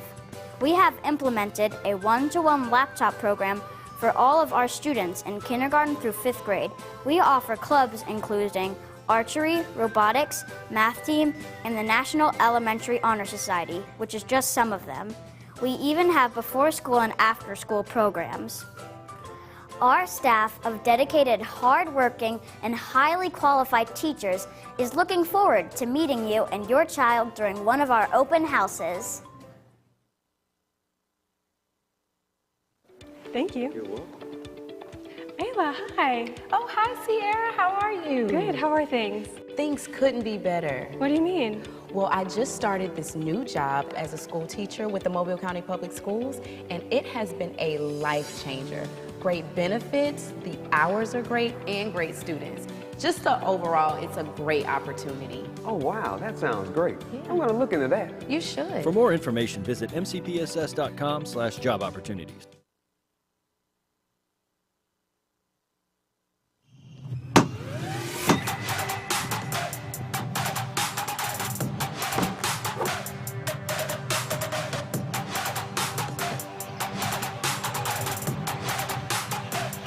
Many wondered what would become of the Baker Hornets with the departure of scoring sensation LeBaron Filon. Well, try this on for size. Baker is 10-2, and they have the state's top 3-point shooter in Class 7A. So the Hornets appear to be in good shape. But wait a minute. Tonight they will face a Fairhope team that is long, lean, and strong, and have a chance to return the Pirates to another Final Four appearance. Get ready, because this could be an epic battle between Fairhope and Baker for Tuesday Night Hoops. Good evening, I'm Al Whedon, joined by the legendary coach Ronnie Arrow.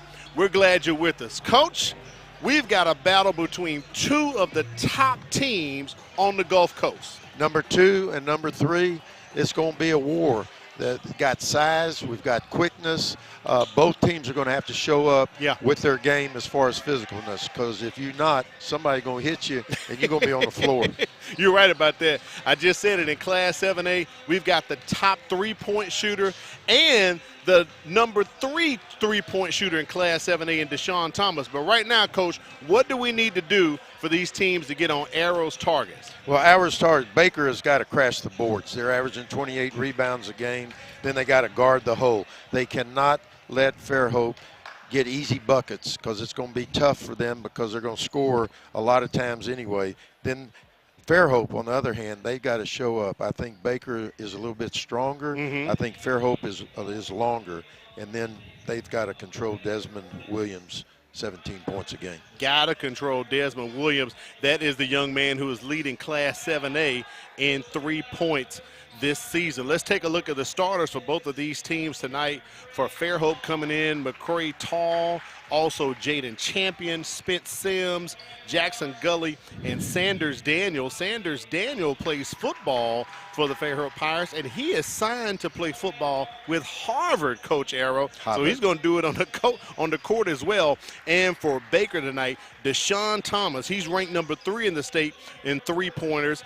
Desmond Williams leads the state in 3-point shooting in 7A. Derek Florence, Anderson Madian, and Lavelle Nelson. I'm looking for the matchup down low between Anderson Madian and Sanders Daniel, because Daniel has size at 6'3". He plays tight end and a halfback for him at Fairhope as well. Yeah, there's going to be a lot of scoring going on in this game. I think that there's going to be a lot of free throw shooting. With that new rule, after 5 each quarter, you get to shoot 2. I think there's going to be a lot of free throw shots tonight. We may be on the lookout for some free throw action headed your way tonight. And this is going to be an epic battle, as you talked about it, Coach. These teams ranked number 2 and 3 on the Gulf Coast. And the team that's sitting on top at number 1, we had them last week, MGM. So for all 3 of these teams, they're all kind of long and lanky. Yeah, and MGM's still undefeated. Yeah, so, that's correct. You know, they're one of the few that are still undefeated, but there's some very good teams. Fairhope's a good team. Like you said, MGM and Baker. This is going to be a battle of the boards, free throw shooting, and always taking care of the ball. And they're really close on offense. Fairhope averaging 62 points per game.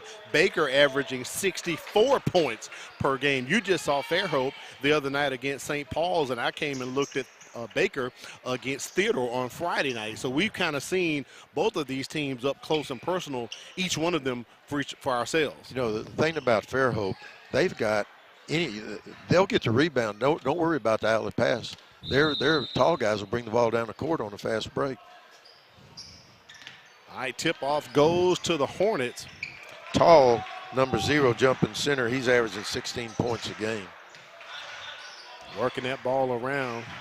Shot coming up from Desmond Williams. The transfer from Saraland hits the 3 and gets us started.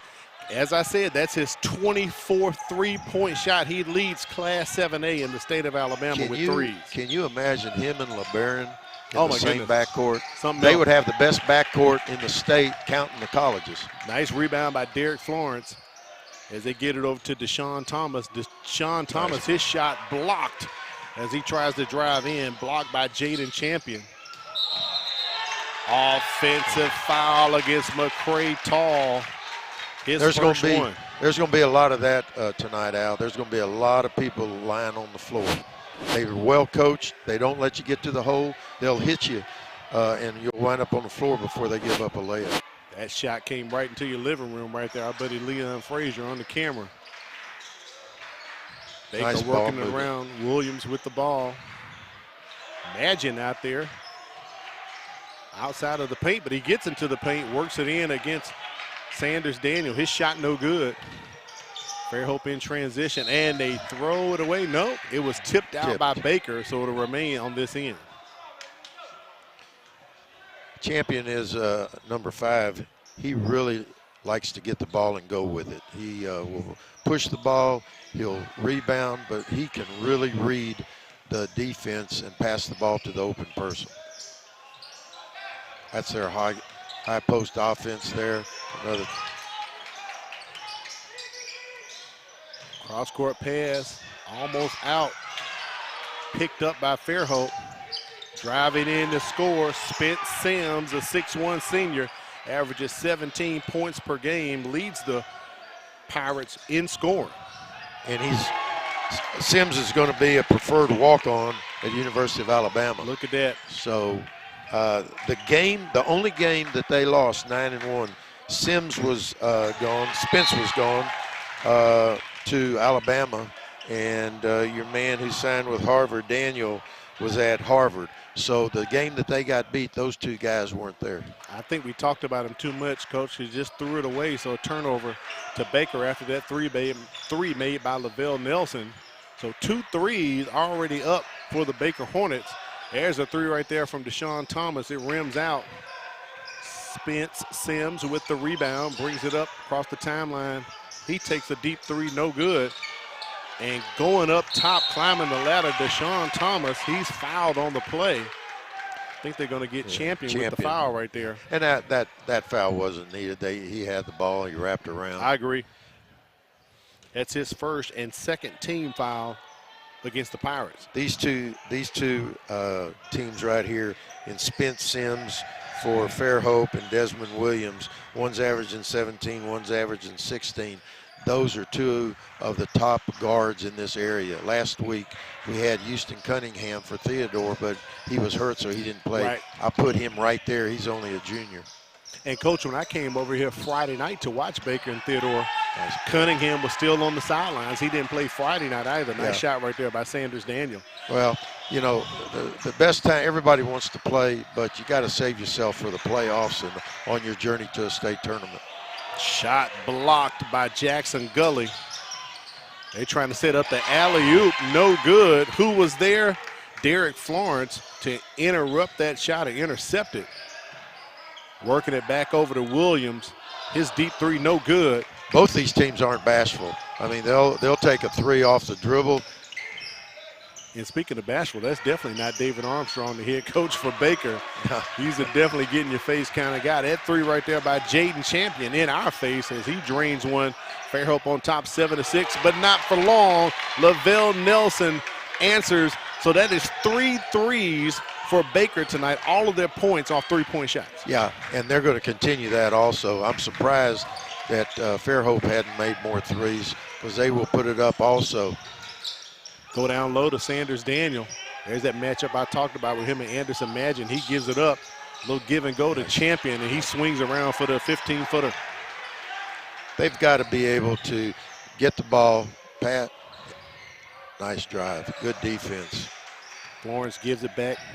Guard the ball. Stay in front of the ball.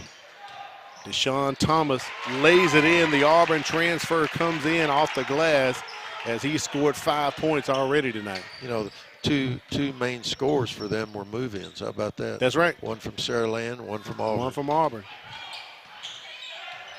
Nice in and out. And they're going to call a foul on the play here against Baker. That foul going to be on Deshaun Thomas. I think we talked about him too much, Coach. He picks up the foul. First team foul for Baker. Yeah, last year Fairhope was 26-3, made it to the Elite Eight. I think they lost to Dothan up there at the Elite Eight, I yeah, believe. they did. Little Nice shot. fadeaway jumper from Spence Sims. He's smooth. And we're tied at 11. I'm not sure what it means, preferred walk-on, but I tell you what, he could go tie up on the floor by Stephen Newhouse, so it's Fairhope's basketball. I think Troy was also talking with Sims. But that means preferred walk-on. I mean, you got to pay out of pocket, Coach. That's what PWI means right there. You never know with NIL now. And it's true. You get on that team, you never know. You're right about that, Coach Harold. All I know is that's a heck of a walk-on. Yeah, that's dedication. You want to do that. I'm not mad at the young fella. No. They said he went on a visit, just loved it. He was in the film room with them. Oh, look at the inside action, but it's going to be a travel against Jackson Gully, the 6'7" sophomore. Did you hear that whistle? That was sort of a weak whistle. I don't know if he wanted to call that or not. Ryan Majors is going to check in for Baker and give Deshaun Thomas a break. Majors is a 6-foot senior, plays guard for the Hornets. Al Whedon, Coach Ronnie Arrow. We're tied up at 11, under 3 minutes here. And look at the smooth moves by Desmond Williams as he glides in for the layup. Yeah, nobody helped from the backside. Anytime that you can start at the top of the circle from the wing and drive all the way to the hole, that's a good call. That's an offensive foul by McCray Tall. He might get some pine time, Coach. That's his second foul. Yeah. Third team foul against the Pirates. As Solomon Johnson is going to pull the move and put Sanders Daniel at the scorer's table to check in. Number 2, Ryan Majors. Now he can shoot the ball. If he gets going, he can really shoot the ball. Williams feeds it in to Anderson Magin. Madigan hadn't taken a shot yet. Baker works it over. There's Nelson. Very nice. His second three of the night. Lavelle Nelson, 5'10" senior. Nothing but nylon right there for the Baker Hornets, up 5 points right now. Yeah, Jackson Gully's got to get more involved on the offense. He's not involved. The other night, he really got involved over at St. Paul's. Nice shot. Kick out the champion, and the rim went dead right at the exact moment you thought the ball was going to come out the cylinder, but that cylinder stayed dead and ball fell right in. Another three from Williams, no good. Fairhope in transition, coast to coast. Foul on the play as Brody Ellison is fouled. You know, Coach Johnson was telling me that the one stat that keeps them from being a really good team that they work on every day, they're only shooting 60% as a team from the free throw line. Free throw line. Yeah, he said if they can get that up to even 72%, then they got a chance to really do some major things this year. Ellison hits the first. That foul called on Derek Florence of Baker. His first foul. Jackson Gully and Keyshawn Gully, both are brothers. When Keyshawn is a stronger player, shorter player. But a stronger player. Ellison makes both of them. He shoots 60% from the charity stripe. Shows right there. We're notched back up again at 16. Baker working the ball over. They get it to Williams. Nice movement. Yeah, I wish teams would wait for their picks. There's more like drive-bys. You drive by, there's no pick. You know, if I was coaching today, I'd have more picks in rather than the drive-bys and then popping. Right. The secret to the game is get to the hole. That's a three from Ryan Majors, and he drains it. He shoots 32% from three. If he gets on a roll, he can bury a bunch of threes in a short period of time. We've had a lot of threes buried here tonight so far, Coach Arrow. We did. 19-16 is our score. Under 1 minute here. A very quick up-tempo first quarter from both of these teams. Champion pulls the trigger, no good. Nice block out and a putback right there by Broder Ellison. He's only 5'11", Coach, but he played like he was 6'2" right there. Yeah, unfortunately, Ryan Majors fell asleep. You can't have a little point guard over on the side coming in and getting a rebound. There's Anderson Madgen, his first points of the night. The 6'7" senior finally gets in the scorer's book with the little old school hook there. 21-18 is our score. Baker up 3. Let's see if Fairhope's going to tie this thing up with a 3. Madden also is a nice shot. Drains it at the buzzer. Spence Sims, 21-21 is our score. What a great first quarter. We'll take a break and be right back.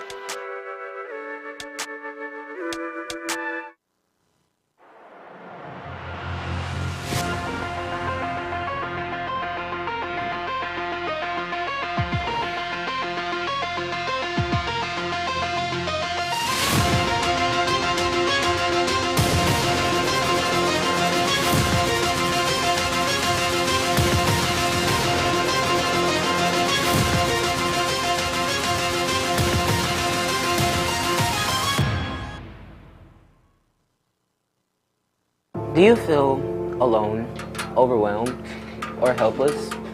There's hope. There's hope. Call or text 988. You don't have to face your crisis alone. If you need a safe space to talk with a trusted adult for support, reach out to your school counselor. Do you need help to make it through everyday struggles? Do you need someone to talk to?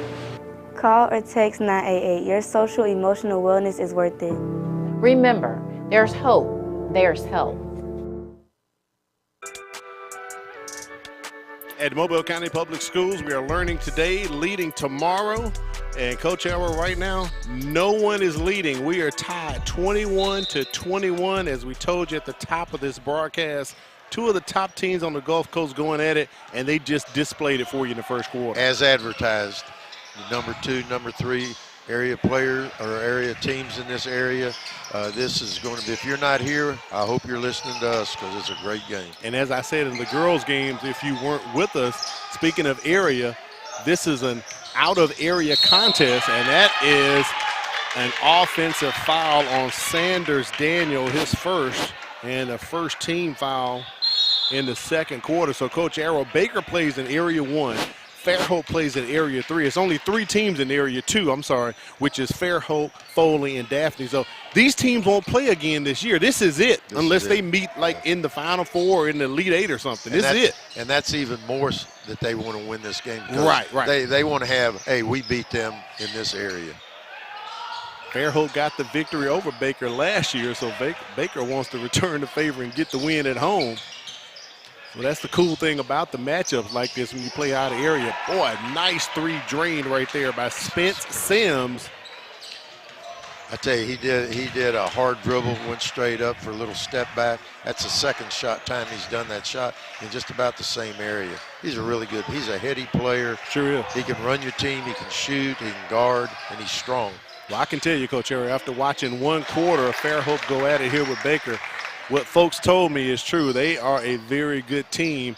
Nice lay-in right there by Ryan Major. And again, remember, they've only lost the 1 game when those 2 players weren't there, and he was one of the ones that weren't there. That's right.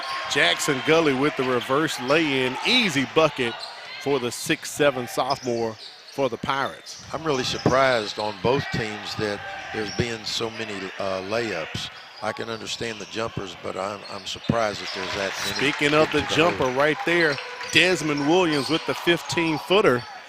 And I like the contingent that has come over the pond here from Fairhope to watch the action. Nice group in the house here at the Hornets Nest. And for those watching us on Pirate Nation TV, we appreciate you tuning in, watching this coverage of your Fairhope Pirates against the Baker Hornets on the MCPSS TV network. Look at Jackson Gully. That's what we call Tuesday Night Hoops, Coach Arrow. Yeah. And that's right. He's got to get involved. The other night at St. Paul's, I mean, he did what he wanted to when he had the ball down the court. Champion on the move with the ball, works it across the Gully. Look at Gully. He's feeling it. Nice crossover. Wide open. The young man, 5'11", but he plays taller than that. Brody Ellison with the lay-in. Step back for Lavelle Nelson, no good. Almost got up Harris Baker with an over the back there, but no foul called on the play. I know Coach Armstrong's not very happy with the shot selection right now and so many layups where Fairhope's getting all the way to the hole. There's no backside help on the backside. And Coach Arrow, you talked about it toward the latter part of the first quarter. Now both the Gully boys are on the floor at the same time. Brother Keyshawn Gully is on. He's a 5'3" junior forward. So let's see if the Gully boys can get their game off here for Fairhope. Pressure put on Majors. Derek Flores needs to get involved more also. Shot I'll tell you what, blocked. they're letting them play. They are. Trying to get it to Desmond Williams, and Baker turns it over, down 5 points right here. And Coach Armstrong going to make some substitutions. He's going to put his height back in with Anderson Magian and give Derek Florence a break, and also Lavelle Nelson a break as well. They need to be a little bit more conservative with the ball. I think that they forced up a couple shots that I know David wasn't very happy with, but they'll get back in it. They got to guard that young man. He's got a quick Sims release. with the jumper. Desmond Williams had his hand on it but couldn't bring it down. 5-point difference, 30 to 25. Ellison shot no good. Keyshawn Gully tried to tip it, but tipped it to Desmond Williams. Transition for Baker, and they're going to lose it. Turnover on the floor, and checking in for Fairhope, number 4, Trey Garner. 6'3" freshman guard for the Pirates, going to check into the ball game here.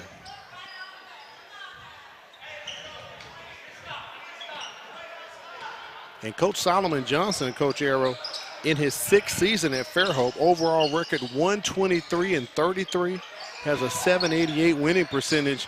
And when I looked at his roster, I kept looking and I said, Coach, you going to bring all these boys with you? He got like 15 or 16 on the team. Well, he's been to 3 area titles, 1 regional title, and 1 Final Four. Right.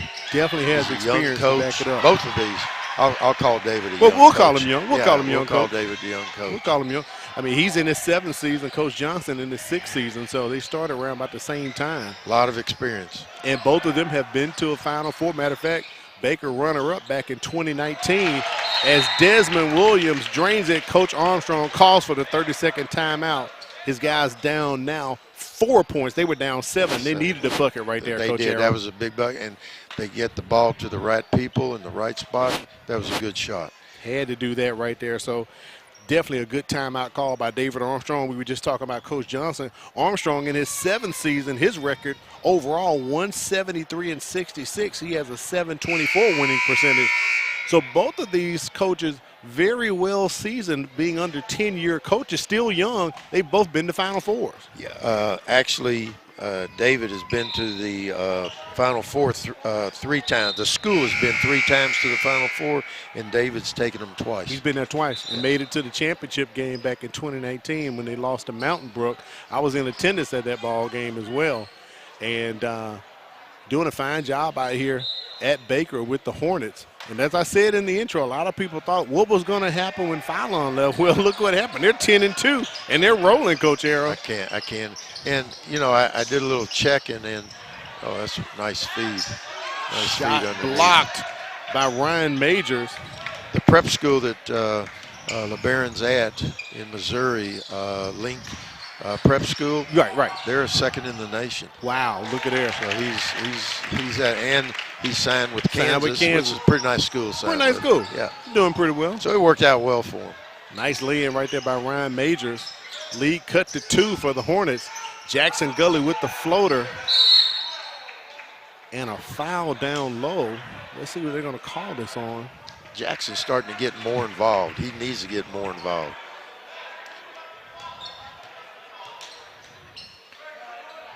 Foul on Anderson Magian. That's his 2nd foul. First team foul for Baker. Number 4, Trey Gardner. He is like Riley. He probably be the starting quarterback next year, and he's a freshman, and he's a really good football player. Can pass it. I forgot how much I heard he can pass the ball, how far he can pass it, but he is definitely going to be a great athlete in both sports by the time he leaves. Nice passing right here by Fairhope. There's the 3 put up by Gage Hunt. Rims out. Deshaun Thomas snatches down the rebound. Desmond Williams looking to make something happen. They set this offense up. There's Thomas going in to penetrate and kick out. Paris Baker shot no good. See, and Baker's not going to the boards. There wasn't one person that went to the offensive boards in. They've got to go to the offensive boards. Nice feed down to Jackson Gully. That's easy work right there, Coach Arrow. That's money in the bank. And that's them. They've got to be able to get him the ball, and he's got to come through to him. Now, one of the guys that hasn't done much tonight is Tall. Maurice Tall, yeah. The other night, I mean, he was doing really well, but he's a senior averaging 16 points a game. He picked up those 2 early fouls and had to go to the bench, and a foul right there is going to be called on Gully. His first foul. Second team foul against Fairhope. And Baker's going to get to shoot 2 right here. Derek Florence going to go to the line, shooting 59% from the charity stripe. I think both teams now are starting to settle down and do what they do. I think both teams came out shooting a little too many threes to begin the game, and now they're getting better shots by working, just like then, penetrated and pitched, had a wide open shot. First free throw attempt for the Hornets, no good. Fairhope has attempted 2 free throws and made both of them. Yeah, Derek Florence, he's at the free throw line now. He's got to get more involved also. He's averaging 12 points a game, 8 rebounds. 34-30 is our score. 90 seconds remaining here in the second quarter. Coming up at halftime, we're going to have a nice interview with a familiar face you may not have seen in a while, but a man who had some significant impacts, I'm going to say, here on the Gulf Coast. We'll leave it like that, Coach Arrow. So stick around for that at halftime. We'll talk with him as Fairhope is in the lead 36-30.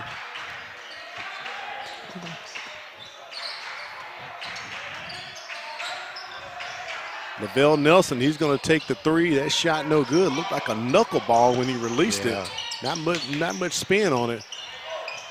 Ooh, nice block. Double block by the Nice Hornets. block. They called it out on Florence. Baker blocked that shot, and there was no doubt on that. He topped it. Matter of fact, it could have been a jump ball.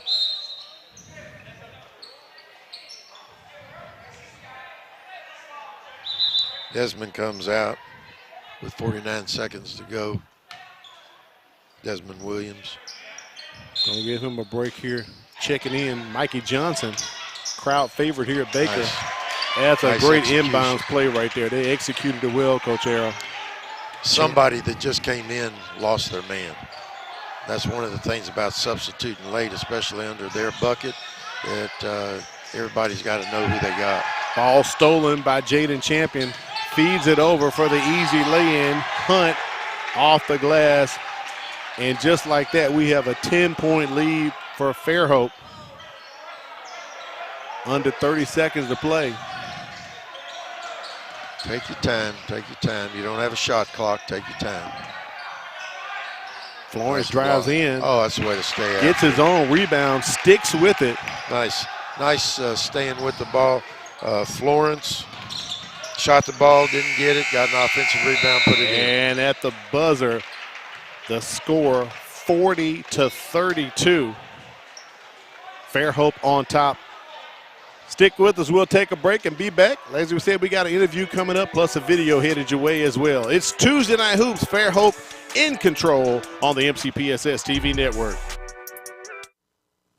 This is a program for any middle school student who's actually behind. This opportunity offers kids a chance to do 2 grades in 1 year. If it wasn't for Star Academy, I would still be in 8th grade and probably still struggling. We are one-on-one. We have small classrooms, and we're able to give students that personal touch, that personal attention. I know I'm coming to see good teachers, good attitude, and also they're here to teach us what we need to learn.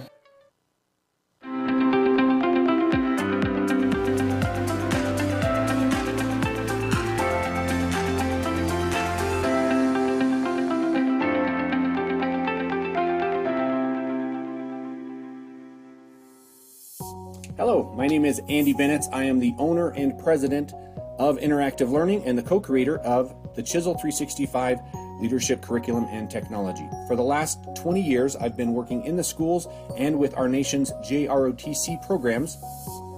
I was asked to give a real quick interview and answer a few questions about our Chisel 365 curriculum. So first question was, why did we see a need for this program? Kind of back to the name here, character, health and fitness, interactive, service, and leadership. That's what we were trying to deliver. We found that high school was too late. It was too late to wait for high school to get these students in this program that could change the course of their life, give them identity, give them a hope for a bright future. So we needed to create that earlier on and catch those kids, get them with healthy habits and communicating better, just becoming better citizens and better leaders. Detachment, attention. The Cadet Creed. The Cadet Creed. I am Leadership and Character Development Corps Cadet. The way it works, the way it's supposed to work, is a program we invite the middle kids to come in and to be a part of the program. Because we figure like this, you know, a lot of the middle school kids comes in and they either join band or they go to PE because they want to be athletes. But you still have those kids who don't want to be in band and they know they're not going to be athletes. So we recruit those kids so we can put them in a leadership program because we know leadership is something that they can use for the rest of their lives. And those kids that we bring in who are non-athletes are the ones who stay in the program all the way through. You know, even though in the 7th grade they can become athletes, a lot of them come back once their season is over. So the great thing is that we capture them, we teach them how to team build, we have fun activities for them, and they want to stay. Well, the first thing it does, it offers them a place in the school. It is a program built for any and every student. Every student can find their place in LOTC. Every student will evolve into something greater. They do this program. It brings good out of them, brings the confidence out of them, skills out of them. It's a program that's built for all students. When I was in the program, I didn't really think much of it. I thought it was just another fun program to be in, but the longer I stood in it, I really realized how much it highlighted leadership skills, and that really made me want to stay. So in life, it made me reach out to more people. It made me connect with others that I wouldn't normally talk to. It made me build relationships with instructors, and they have helped me throughout school. I could not see any reason that you would not have an LOTC in every middle school. If you have football, if you have band, if you have the arts, why would you not offer this leadership program in alignment with those other groups? When you search for leadership programs, we've looked high and low. There's not a lot out there for something that I have seen with the return on investment. I don't know what it even costs to start up an LOTC program because we've always had it, but I know that we wouldn't do without it. And just recently we're looking at budget cuts, and no one's looking to cut out LOTC, but it's the foundation of our culture. And we have a culture of high expectations where young men are developed into real world leaders, and that's what LOTC has provided for us. It really helps kiddos with just leadership opportunities. We are also an International Baccalaureate school, and so we use that as what we call a design course. And so kiddos learn a lot of different qualities and within the program, you know, in terms of leadership and how they can become better people, better citizens. And so all our 6th grade students take LOTC. 7th grade is an elective, and 8th grade is an elective as well. The program absolutely works. It absolutely works. We started off, like I said, with one when I got here. They put 3 more in once I got here, and now we're up to 15. And more schools all over Texas. We got 20 programs in Fort Worth. We got 29 in Dallas. We got 15 up in Houston. We got another 5 on the outskirts of San Antonio. So we got about 85 programs in Texas alone. Absolutely it works. As the rate is growing, we'll be bigger than JRTC in the next 5 years.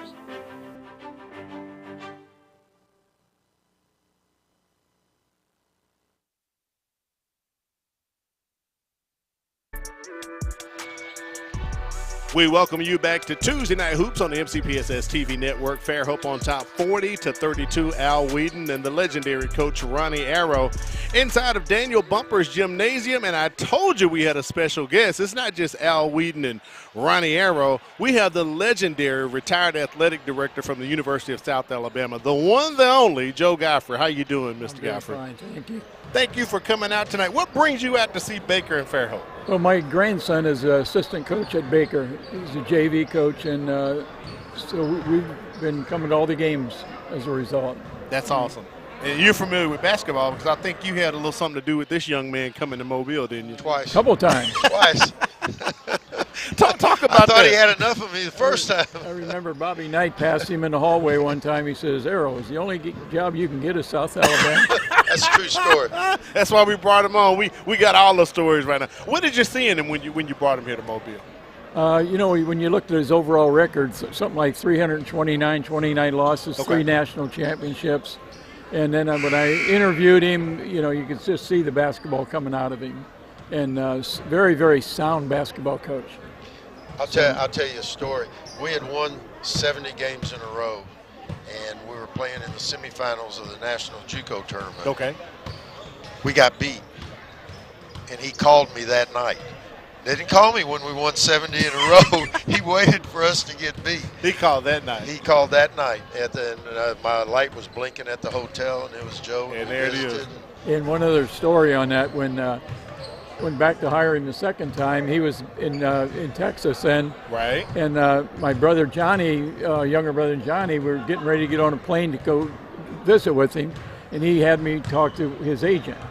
So I'm not changing my mind, and so I says, I'm getting in the airplane tonight. We're going to go.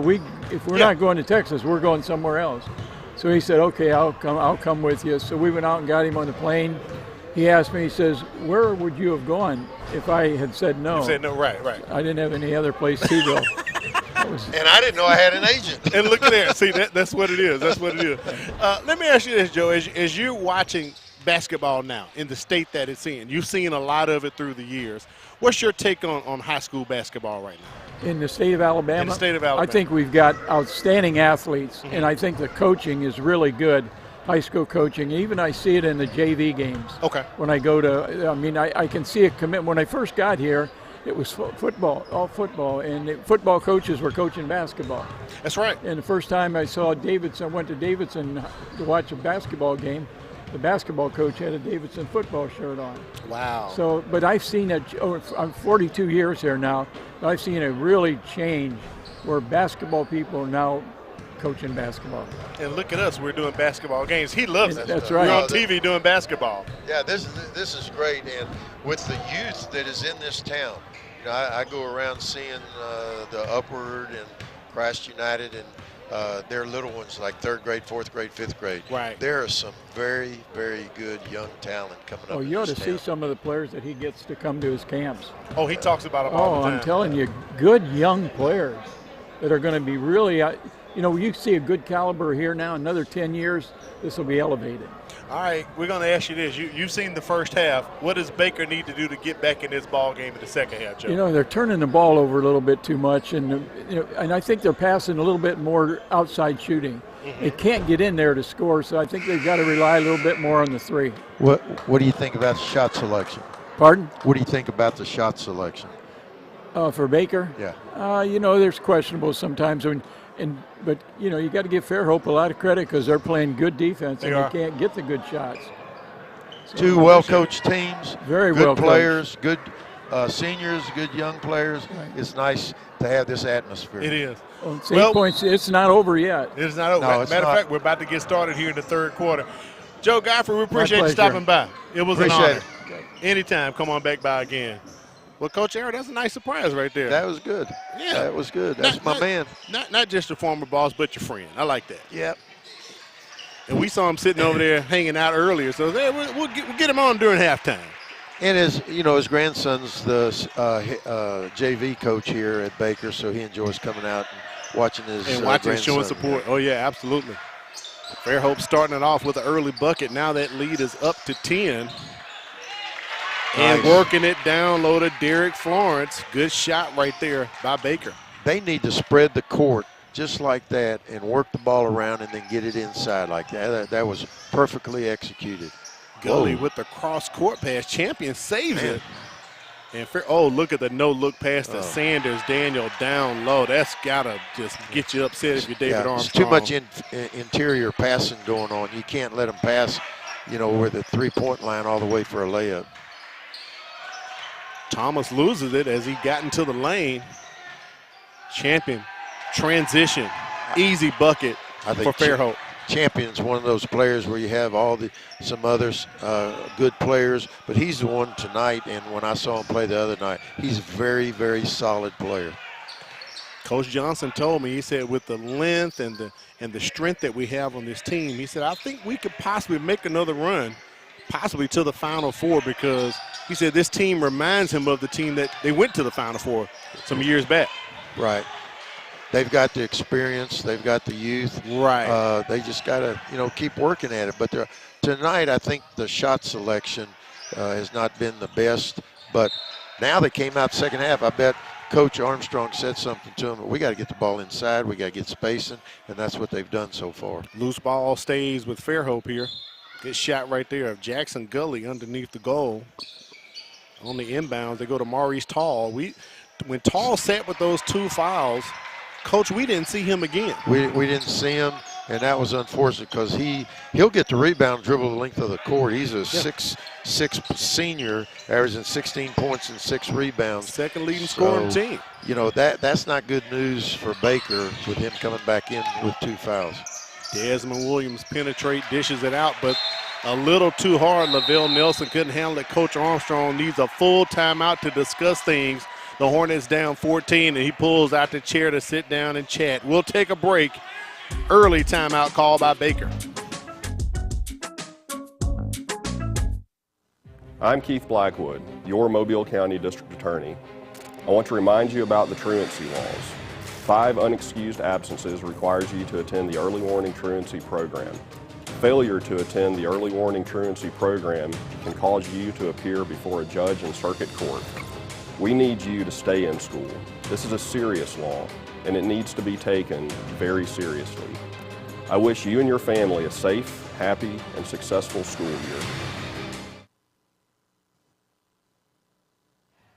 Make sure you mark your calendar. It is coming up. Christmas break, December 18th through January the 3rd. Students return to class on January 4th, so mark your calendars. I'm pretty sure you might be aware, but we're going to let you know. December 18th. The kids will be out, Coach Arrow. Now, are you doing any classroom stuff over the break, or you get a We kids will a break this too? weekend, Sunday, Monday, but the next weekend we won't. Then we'll be back. Gotcha. So you take a little break from the Take a classroom little break. too. Okay. I got to see Santa Claus. Don't need too much fruitcake, Coach Arrow. Watch your figure. Don't need too much fruitcake. Fruitcake's not my only worry eating-wise. Out of the timeout, let's see if Baker's going to make the proper adjustments they need to do. Nice Tall block. shot is blocked. And wait for Magin to get that ball up before he's called for traveling. Desmond Williams penetrates, shot no good. Coach Armstrong wanted the foul. He's getting into the referees right there. See, Jackson Gully, he handles the ball like he's 6'3". He does. He can get the ball, and he's only a sophomore. Nice handle for the young fella right there. Champion picks They up his need to- dribble. He's stuck. Yeah. That time, Tall was posting up. They went the other way. Sanders Daniel with the rebound, tipped to himself. Tall shot Another blocked block shot. again by Florence. And Champion tries to drive in, and he is fouled on the play.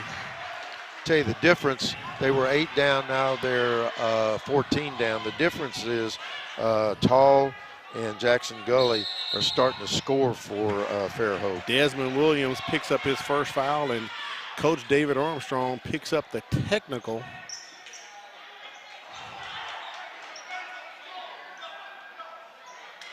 And he is going at it with the officials tonight. Shooting the technical free throw is Spence Sims. It can get frustrating over there on the bench. That's not fun. We'll say, Coach Arrow, Yeah. you understand. I understand. Been there, done it. You know, hopefully, when you get a technical, you get a technical for a lot of reasons. But in this situation, I think Coach got it, or whether he got it, wanted it or not, he got it. Hopefully, it'll fire up. Trying to get a spark going down. 15 points to the Pirates right now. The Hornets on the losing end, trying to turn things over. They came out of that full timeout still a bit flat. Fairhope is at their best when Sims has the ball in his hands. And he does with the little fadeaway. Nope, no good. I wish he would look a little bit more inside, get the ball over on one side. Now, if he gets a small guard on him, like last week when I saw him play, he'll post the guard. Desmond Williams drives in, and he is fouled on the play. Picks up the foul as he goes in. I believe they're going to call that on Spence Sims. If they do, that would be his first, Coach Arrow, and it is. So going to the line, Desmond Williams shooting 78% from the free throw line. And makes the first one. Listen at these numbers, Coach Arrow. Baker 0 for 2 from the free throw line in the first half. Fairhope 2 for 2 in the first half. And again, not many fouls were Not called many because fouls. they're shooting a whole lot of threes. That's right. You know, I wish they would, get the ball inside, give themselves a chance to get fouled in there. No then team go inside, then go outside. No and team shoot had the no three. more than 3 team fouls in the first and second quarter. Nice The pass. penetration by Champion down to Sander Daniel, the Harvard commit. Harvard, that sounds funny. No, it's just Harvard. Should I say it like that? Harvard. With my Texas accent, does that Harvard? Imagine working it over. Williams trying to set the screen up for him. Get a little spacing. Spence Sims fights through it.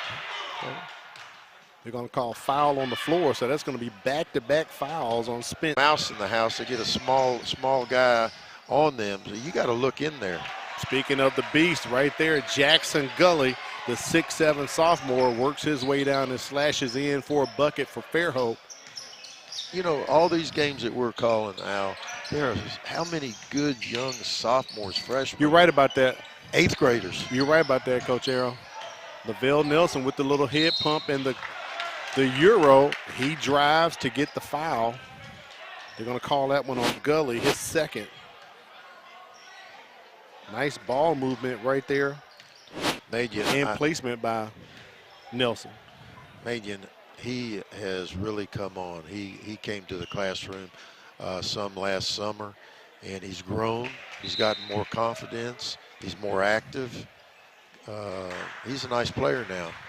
I talked to him a little bit before the game, and right now he's talking to Huntington. Good. Our crew tonight in this game, Stephen Newhouse, Shelton Johnson, and replacing Paul Green, Hannah Matherly joins the squad here to officiate this ball game. And they're going to get the hands right there on Jackson Gully. Offensive foul. Coach, that's 3 on the young fella.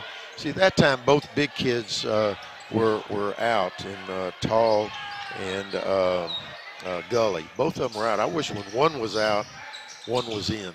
The other one goes out, the other one goes in. Look inside. Williams trying to draw them all to him. Nice rebound by Anderson Marion. Offensive rebound by Marion. And he can't get the shot to drop. It would have been an and one opportunity. But they're going to call that foul on Sanders Daniel, his second. That's good effort by the young man. We talked about him last year, about his game becoming a bit more aggressive. He was a bit timid on the floor last year. But he's had to step it up, and I think he's definitely done that in his senior year and makes the free throw. So far, Baker perfect from the line here in the second half. When I first saw him last year he didn't have much to say. Now I saw him before the game. He's talking and having a good time. Maturity. He came down to media days back in October, and he had a lot to say. And I even asked Coach Armstrong, I said, is he going to play more aggressive?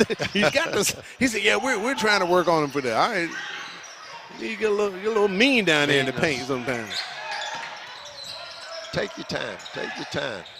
Go on down, big fella. Sets the screen right there for Williams, rolls around it, and pops the 3. Desmond Williams, Class 7A leading scorer in 3 points. Baker trying to cut into the lead now to 9. Williams overplays, try to get that steal. Under 2 minutes here. Let's see, they got the ball in the hands, do a little pick, roll. Sanders Daniel calling for it.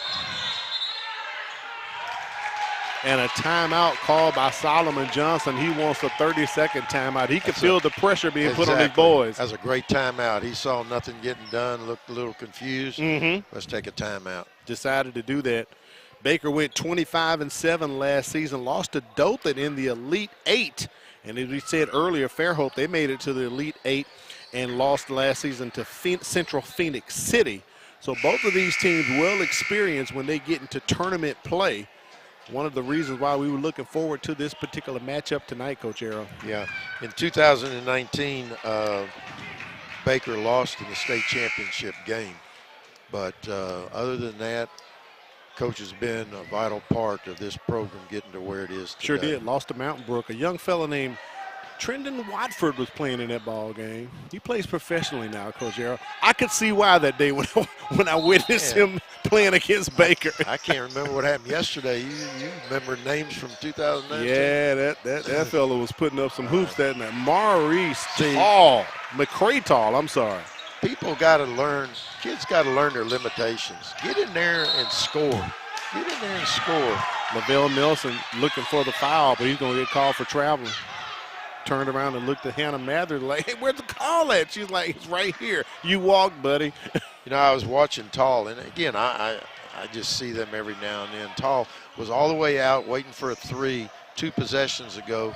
Then he popped and went inside, and what happened? He got rewarded with a bucket. Yep. Had a couple of shots blocked earlier. Bad pass. Good hands by Anderson Marion. Nice spin move by Florence. Work it back out to Thomas. And he gets the call on his shot attempt right there. You know, there's still plenty of time in this game. 11 points down. They start getting some clicks, get some stops on Fairhope. They can be back in this ball game. Sanders Daniel with the foul. I had him with 3, but they say he has 2. He has 2, so we'll go with that. Deshaun Thomas hits the free throw. Fairhope already with 5 team fouls this quarter.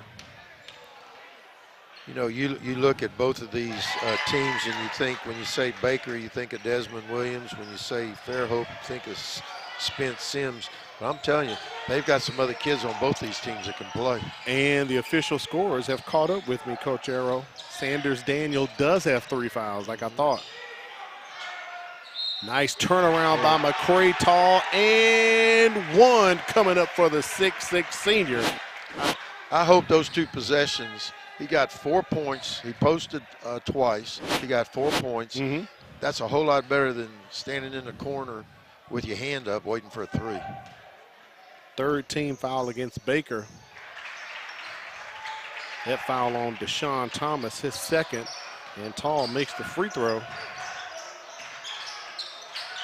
Nice pick and roll. Florence trying to find some room in there.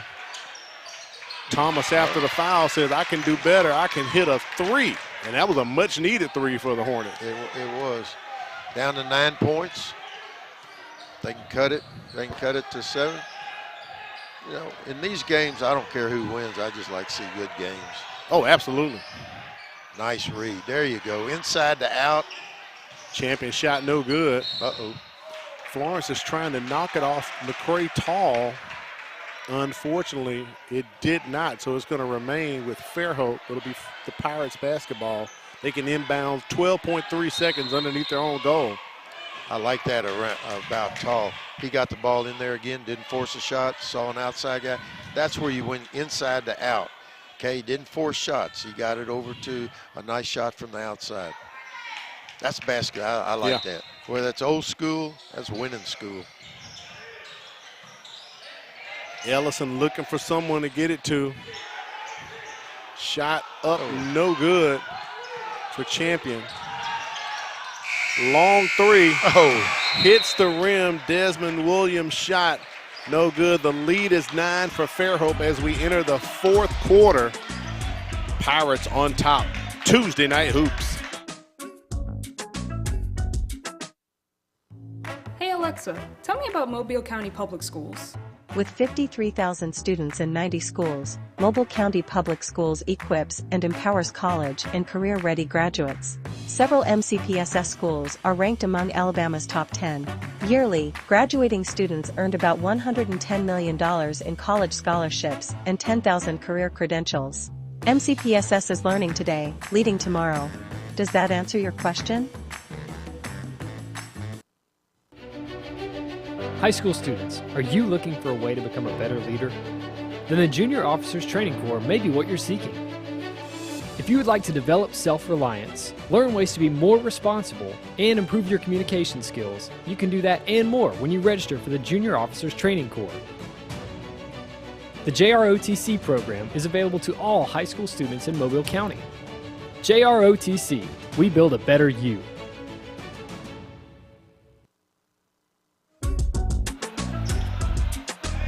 Coach Arrow, at halftime, the lead was 8. Now the lead is 9 for Fairhope. With the ball. Extended it by 1 point. Baker with the ball. Let's see if they get a good shot. No call on the play.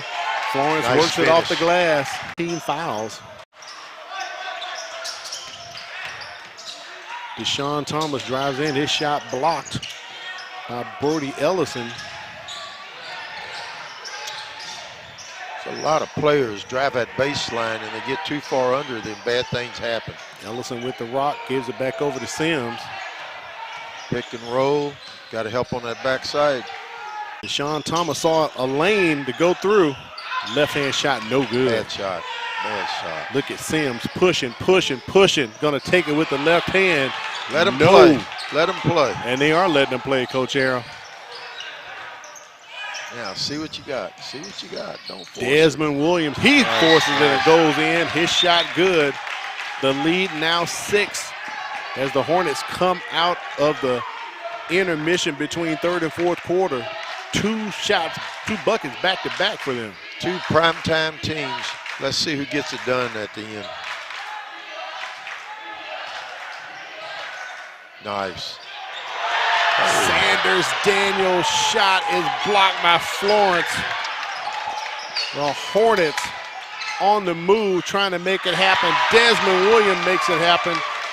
Solomon Johnson not calling for the timeout yet, telling his guys, calm down, calm down. Look for at the end here for Fairhope to have the ball in Sims' hands and Baker to have the ball in Williams' hands. And there's the timeout from Solomon Johnson. He wants the full timeout. We'll take a break as well. Baker has now cut that lead to 3.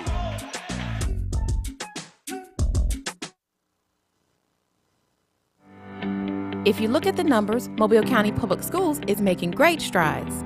With more than 53,000 students, 7,000 employees, and 90 schools, we are consistently increasing our 4-year graduation rate and our first-class pre-K program. We continue to strive for national recognition and continue to prepare our students for the global workforce. And we do all of this with one goal in mind, to equip and empower college and career-ready graduates. Mobile County Public Schools. We're learning today, leading tomorrow. Here's a replay of that block down low. Derek Florence got all that one, Coach Arrow. Man, that was like windshield wipers. I mean, he went up and got that. Man. I think everybody in this gym was stunned. That was crucial right there. Al Whedon, Coach Ronnie Arrow bringing you the action for Tuesday Night Hoops on the MCPSS TV network. Also simulcasting on Pirate Nation TV. We appreciate you joining us tonight. And we told you it was a battle of two of the top teams in the area. And that 9-point lead at the end of the third quarter has pretty much been wiped away by Baker. They've cut it to 3. They came out in the fourth quarter on fire. Brand new ball game. Let's see who stays fired up. I know Baker has really been able. There's another steal. Stolen by Derek Florence. She puts it up, gets his own rebound, kicks it out to Thomas. Thomas drains the shot. The 2. It was a 2. Tied up. And we are tied up just like, I'm sorry, it was a 3. We're tied up just like that. Working it down to Sanders Daniel. Kicks it out. Ellison's shot no good. Rims out. Fairhope's going to get the rebound. Almost stolen right there. Good hustle by Ryan Majors. Hartreach tall with the spin move. Everyone's calling for the offensive foul. It's nice. And they're going to get it. It's nice to be on your home court. I'm not indicating anything. I understand, Coach Arrow. I'm not indicating anything. That's 3 on McCray Tall. Second team foul against Fairhope here. I think the shot selection those last 2 times have been questionable. I don't know if Coach Johnson wanted those shots. Derek Florence hits the 3, and Baker finally regains the lead. We said this was going to go down to the wire, and I tell you what, it's a tribute to Baker for coming back. The Hornets' first lead since the second quarter. Heading his way to the scorer's table, Jackson Gully trying to check back in with 4 fouls. That's a foul, and we're going to see, they're going to count that. That's an and-1 opportunity coming up for Spence Sims, and that's going to be a possible 4-point play, Coach Arrow.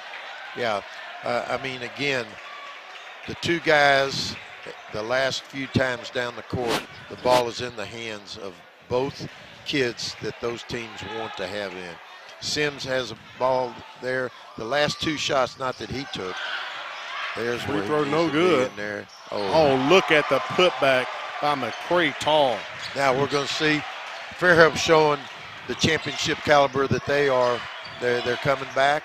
Now let's see what Baker does. Ryan Majors penetrates the shot off the glass and good. Tied up again, 4 minutes to go. Great contest as we reach the halfway point here in this 7A Area 1, Area 2 Battle of the Bay. That's what we'll call it, Coach Arrow. And you're exactly right. Look at McCray Tall going in as he's fouled on the play by Anderson Madian. That's Madian's 3rd personal foul. 2nd team foul for Baker. Tell you what, they're starting to go to tall, but he's putting himself in a position where he can be successful. Shoots 64% from the line, hits the first one. Fairhope 4 for 5 from the free throw line here in the second half. Makes them both.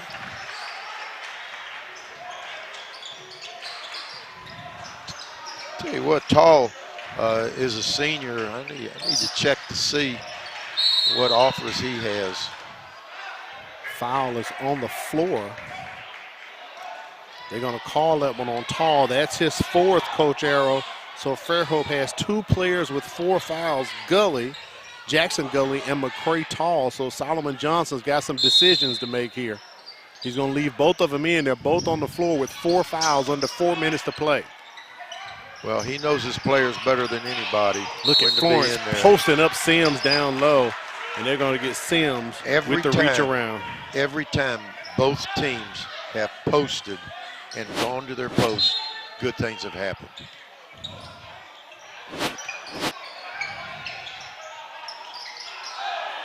That's a 3.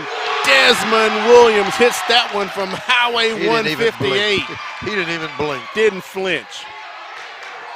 Baker back in the lead, 66-65. Now they're going to try and get Sims open from the side. Oh, Spence Sims, shot no good. Tough shot. Both bunches played his last 3 minutes smart.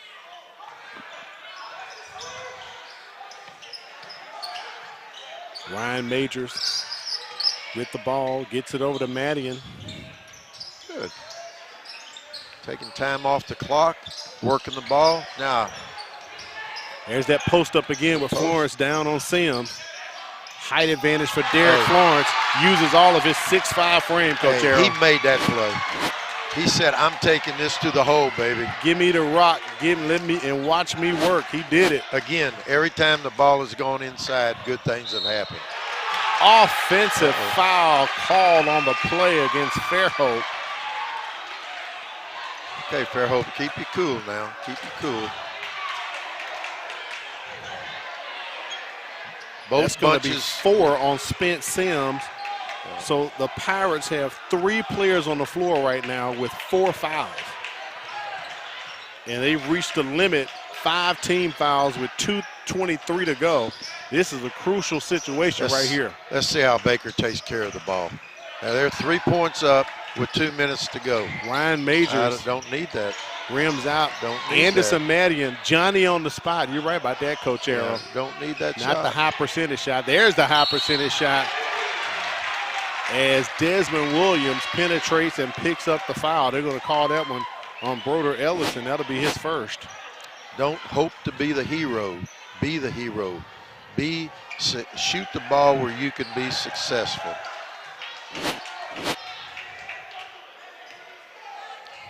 I tell you what, this has been a heck of a game. I agree with you. Oh. This is a playoff game early in the year. It does feel like a playoff type game. I can't say it's the exact atmosphere, Coach Arrow. We're missing a few bodies here in the building. Yeah. But the feel of the game definitely feels like that. Cheerleaders, where are the cheerleaders? Yeah, I think they're probably studying for some tests or something going on. Okay, we'll leave it at that. Baker right now 7 for 10 for free throws in the second half. Under 2 minutes to play. The Hornets on top by 3. Florence goes for the steal and commits the foul.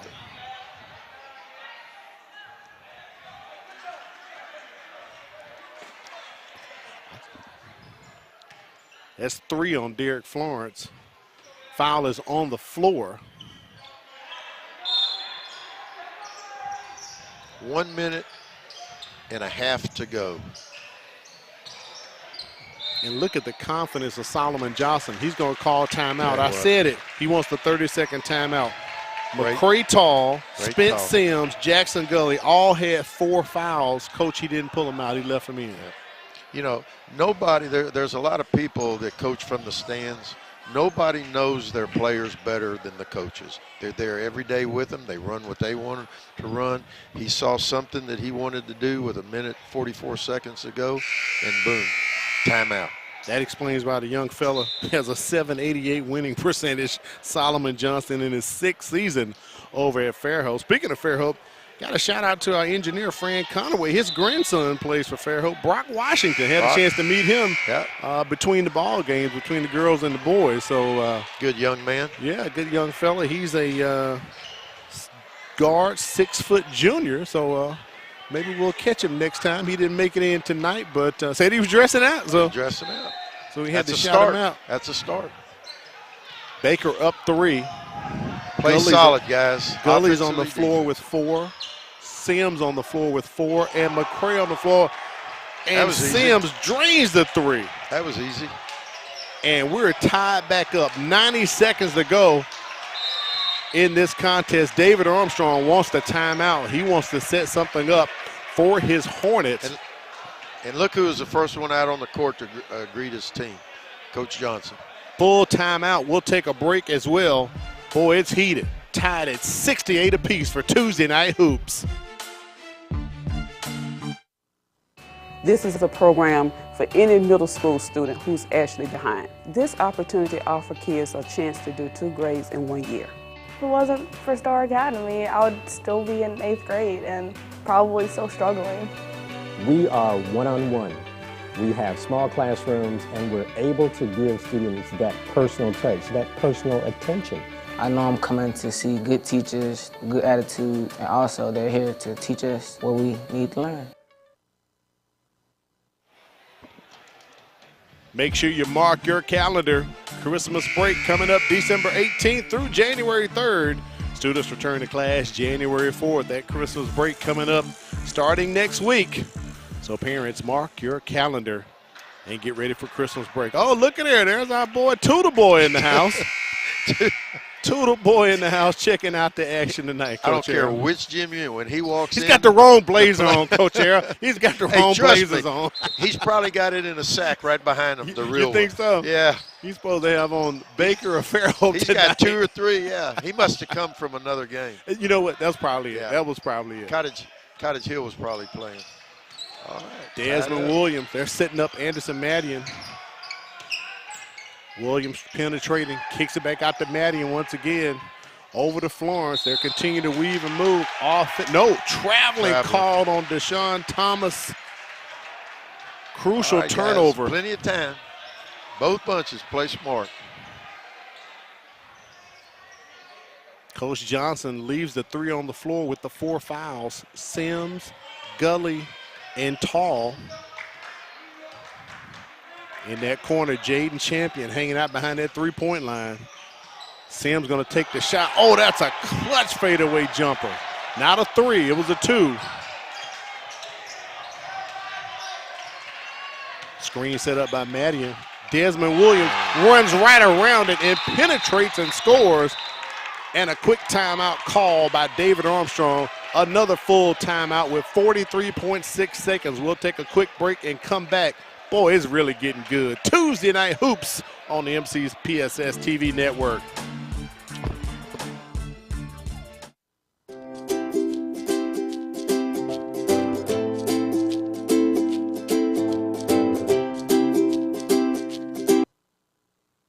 Yo, I'm on my way to the mall, the Bel Air Mall. And I'm checking out Trey Pay's Cafe. Trey Pay's is so much fun. They got the fanciest snowballs on the planet. Plus a loaded quarter-pounder beef fry. Trey Pay's Cafe. The nachos are slamming and the fries are banging. Don't forget desserts. Deep-fried cheesecake bites, deep-fried Oreos, and a whole lot more. It's the food that makes you feel good. Trey Pay's Cafe inside the Bel Air Mall. Come now and come hungry.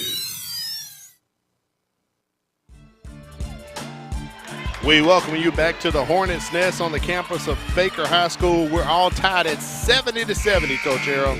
Yeah, that very last play, Sims was under the hope, and he thought about trying to go get the charge, and he pulled out.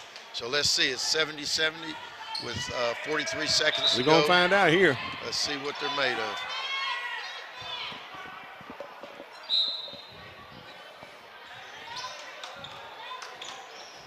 Jaden Champion brings the ball across the timeline.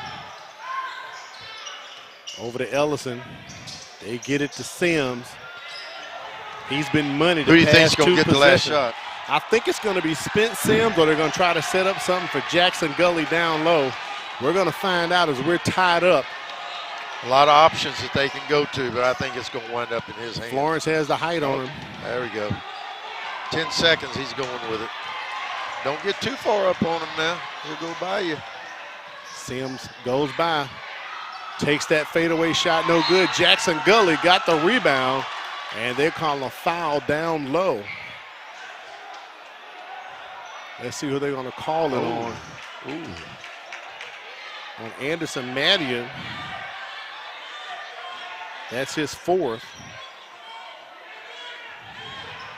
Tell you what, usually at this rate, with 3 seconds to go, unless there's a bone showing, they don't call a foul.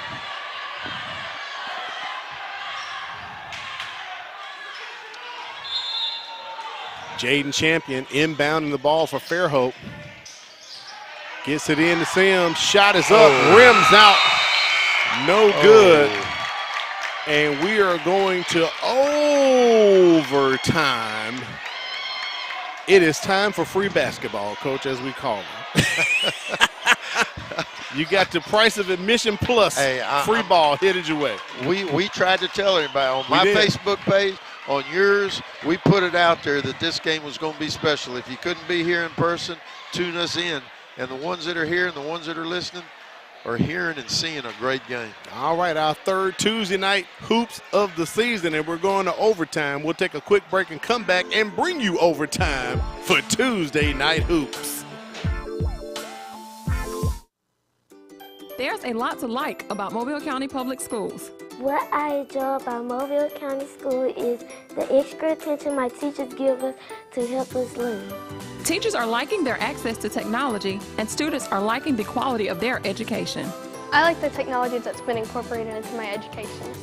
And since 1826, you have trusted us to prepare your child for their future, and we like that. Mobile County Public Schools. We are learning today, leading tomorrow. Well, Coach Arrow, I don't have an intro set up for overtime, so I'm just going to say we told you it was a battle of the two of the top teams, and now it's about to go to overtime. That's all I can say. When they said the number 2 and number 3, hey, it was drawn up just like this. 70-70 in first overtime. Let's see what this overtime is going to bring. My man Tootle just showed up, like you said. Actually, Tootle boy came in, Shandy Tootle, for the best part of the game. He had to be at another game. Yeah. He had to be at another McCray game. Tall and Derek Florence with the tip-off. And Fairhope wins the tip. Oh, nice fake. McCray Tall drops it in. As Fairhope gets the first points in overtime. Something to watch now. If my stats are right, Sims got 4 fouls. So that's going to be crucial. Offensive foul called on the play. That call on Derek Florence, I believe that's his 4th foul. I have him 3. And let's see what the scores say. They put up 3 on him. Let's see if it remains. Earlier they corrected it. So we'll stick with 3 for Florence right there.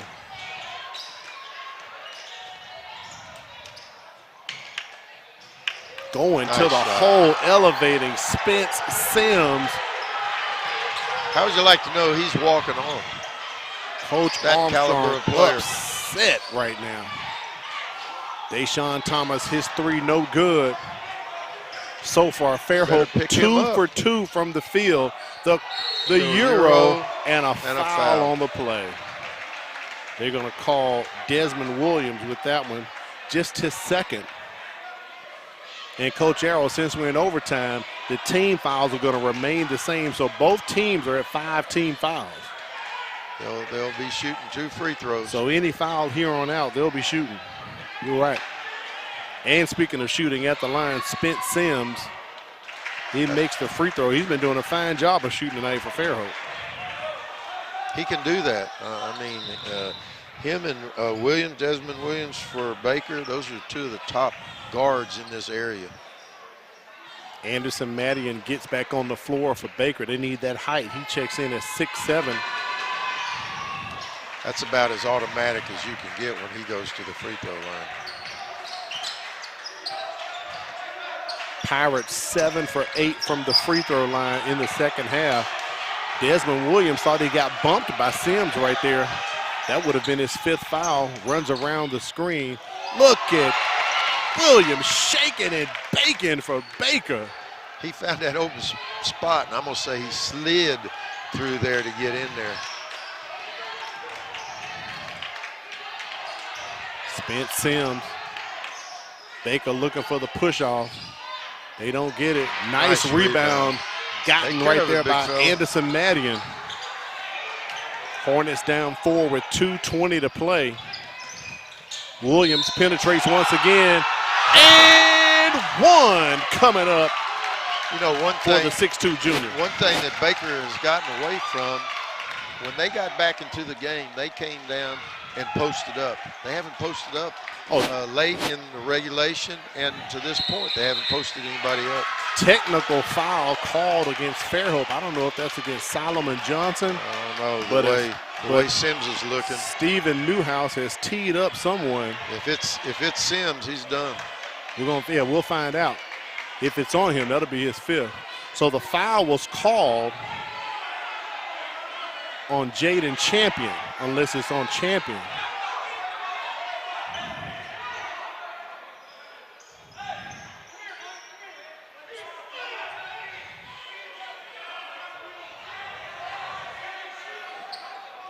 So I believe they may be calling it on Spence Sims because the scores table has Sims with 5 fouls.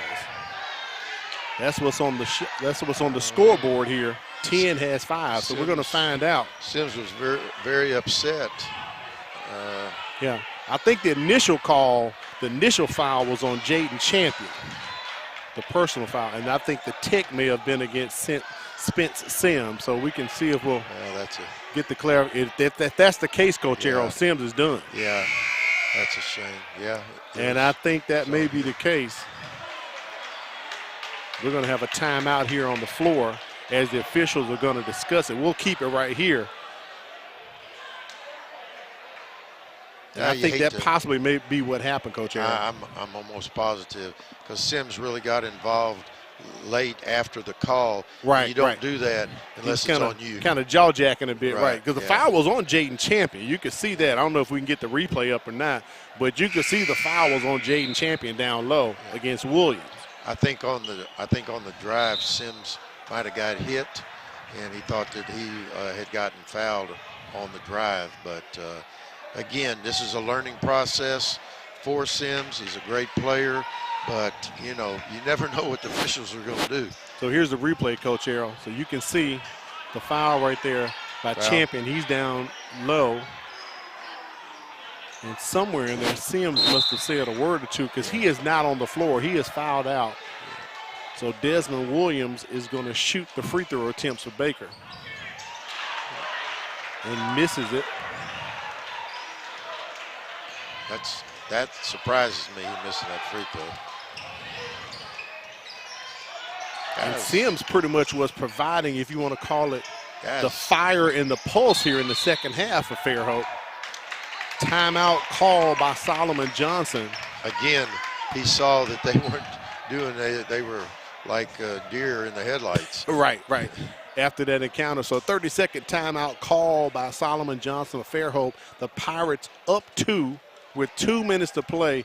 Coach, if you're in the huddle, what are you telling your kids right now? Well, if both of them have got to keep their composure. You don't know what the officials are going to call. You got to do what you do best, okay? You can't have forced shots. You can't have turnover. If in doubt, there's no shot clock. There's no shot clock. That's right. They're acting like, I got 10 seconds left on the clock. Just take care of the ball. If you're Fairhope, you got the lead. They got to foul you. Take time off the clock, relax, let them come to you, keep it spread where you can drive, put them to sleep a little bit, then attack. If you're Baker, you got to just play smart. You can't go around fouling or something. You got to play solid defense. Jaden Champion running point right now for the Pirates. Gully's in the ball game with 4 fouls. Also, Maurice Tall off the glass. Easy. Jackson Gully works it. How easy did that look? Very easy. Basically shot over the top of his opponent. Keep your composure. You're all right. And we're tied up 76-76. Look at Desmond Williams trying to create down low. Coach Armstrong upset, did not get the call. And you know what? That's the same shot he scored the last 2 times. The crossover to the hole. He made the other ones, and he might have got fouled a little bit on the end. Paris Baker picks up his first foul for Baker. And I believe Coach Armstrong is trying to get Anderson Madian into the ball game if he can. Jaden Champion, first free throw, no good. Now we're getting down to where it counts. What Coach Johnson had told me, they could win a whole lot of games, but that one stat, 60% as a team from the free throw line. Let's see if they've grown up during this time right now. Let's see what my man Champion does. Have a timeout on the floor on the other end of the court under the goal for Baker. They're cleaning up the floor there. Seems like wherever we go, it's slippery floors, doesn't it? Yeah, a little slippery floor there. Still plenty of time. Either way, still plenty of time. Our score 78-74. Champion makes the second. 4-point lead. And Champion was 5-point lead. Champion's only a 50% free throw shooter, right. So that was big for him. Desmond Williams elevates Haynes but cannot connect. And a foul by Anderson Madian down low. That's his 5th foul, so Madian has fouled out as he walks to the bench. And places Champion back at the line. This game got to overtime. Fairhope was down, but a clutch shot by Spence Sims tied it up. And since we've been in overtime, Coach Arrow, Fairhope has put up 10 points. Baker has scored 4. I tell you what, the young man Champion, this might be his turning point, being able to shoot free throws, run the team. Now, the main man Sims is out. He's got to handle the ball, run the team. Right. The 6'3" junior makes both of the free throws. Clutch right there. With Sims. Derek Florence penetrates.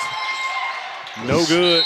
With Sims gone next year, Champion, this is great experience for him and for the playoffs. It just keeps going. When you got young kids, the best part about young kids, they grow up to be big kids. That's right. That's right. Deshaun Thomas with the foul right there, his 3rd. Going to put McCray Tall on the line with Fairhope up 7 points here. 64 seconds remaining in overtime.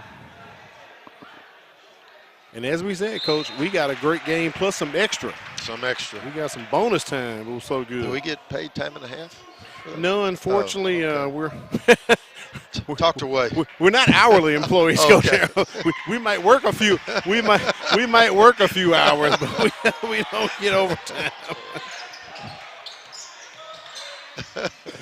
Oh, nice shot right there by Deshaun Thomas, and a quick timeout call by David Armstrong.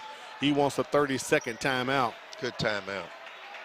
83-76 is our score. Fairhope has put up 13 points here in overtime. Coaches, as if they've found new life, and since Sims has fouled out, they have really sparked after that. The mark of a good team. When your main man goes out, the other ones have to show they've grown. After that and tech, we can handle it. And hopefully Sims also has grown, that you just can't do that as a leader on that team. Yeah.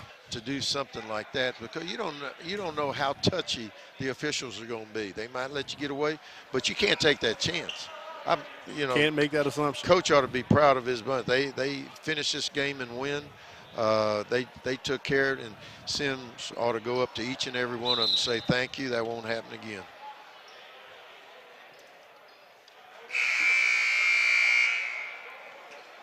Coming up next for Baker, they're going to play in the Orange Beach Mako Christmas Classic against Muscle Shoals, and they will also travel to Homewood to play in the Metro Varsity Tournament. They'll be doing that over the Christmas holiday.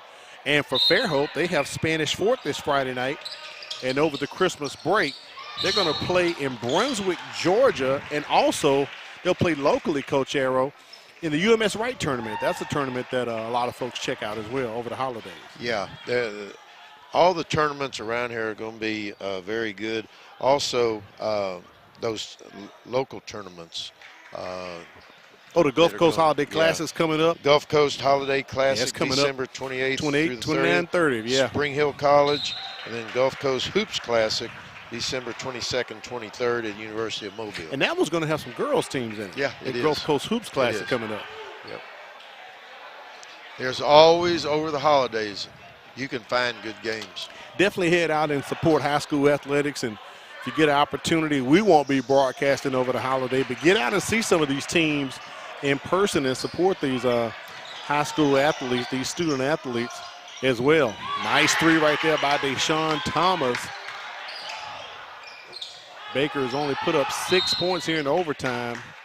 And right now they're just in foul mode and praying that Fairhope is going to miss free throws. But unfortunately, there are no 1-and-1s, Coach. They're shooting two. Two shots. And this is an example of that rule right there, because both teams were at 5 fouls as they entered overtime. So that carried over into overtime. Coach Johnson's, I don't want to put that hex on him.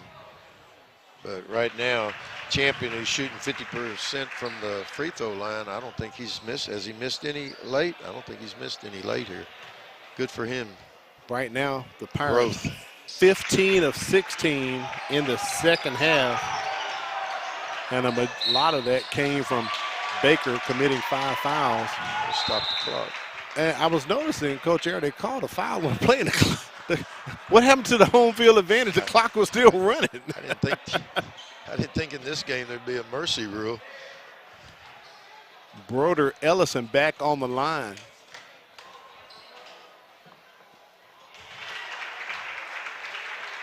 And when it really mattered, Fairhope really started sinking the free throws as we got in overtime, Coach Arrow. Coach, that was the last thing he told me the other night. If we make our free throws, we're going to win a lot of games. So far, 17 for 18 in the second half. Quite ironic. After one quarter, our score was 21-21. And then at halftime, Fairhope was up by 8. At the end of 3, Fairhope was up by 9. But then we were tied to go to overtime. And look where we are now. The Pirates up 10 with 22 seconds remaining in the game. Well, both bunches should be proud of their accomplishments tonight. I know Baker's going to be disappointed. And it's a good test for both of these teams because they're going to be playing competition out of the area. And I think that's something Coach Armstrong talked about last year. I want to get these kids used to playing teams up north because that's who we're going to see when we get deep into the playoffs. It's one thing to play your Theodores and your McGill and LaFleur and Viper, but you need to play Vestavia Hills and Mountain Brook and teams from up north. So I compliment both of these coaches for scheduling those out-of-area teams, if you want to call them, seriously out-of-area teams. Get the experience that you need. The SEC playing the Big East. That's right. That's right. Early in the season. Has there been some great college games early? It has. So this is one of those prime reasons. But you're right, Coach Arrow. Kind of felt like a playoff-type ball game with both of these teams here. McCray Tall back at the foul stripe. And think of it, Coach Arrow. Solomon Johnson left his 3 guys in with 4 fouls and spent those guys in late, and it paid off for him.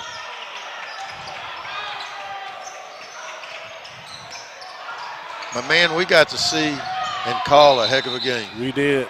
Down on the floor, we have an injured player for Baker.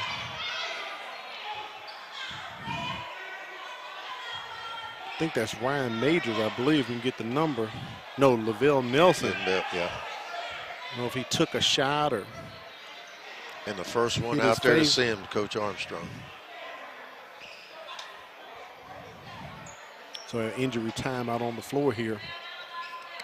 As they get Nelson up, he's going to come to the bench.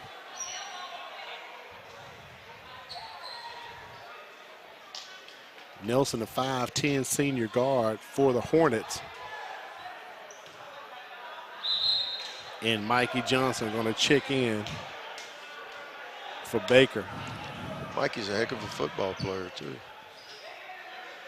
I think Nelson may have taken an elbow. That's what Coach Armstrong was saying to one of the officials. Like, where's the call? Lead is 9. Florence still hustling, still playing to the end, as you're supposed to do, as Baker continues to foul to try to get opportunities to claw back into this, but it might be too little too late, Coach Yeah, Arrow. it's a little bit late. A little bit late.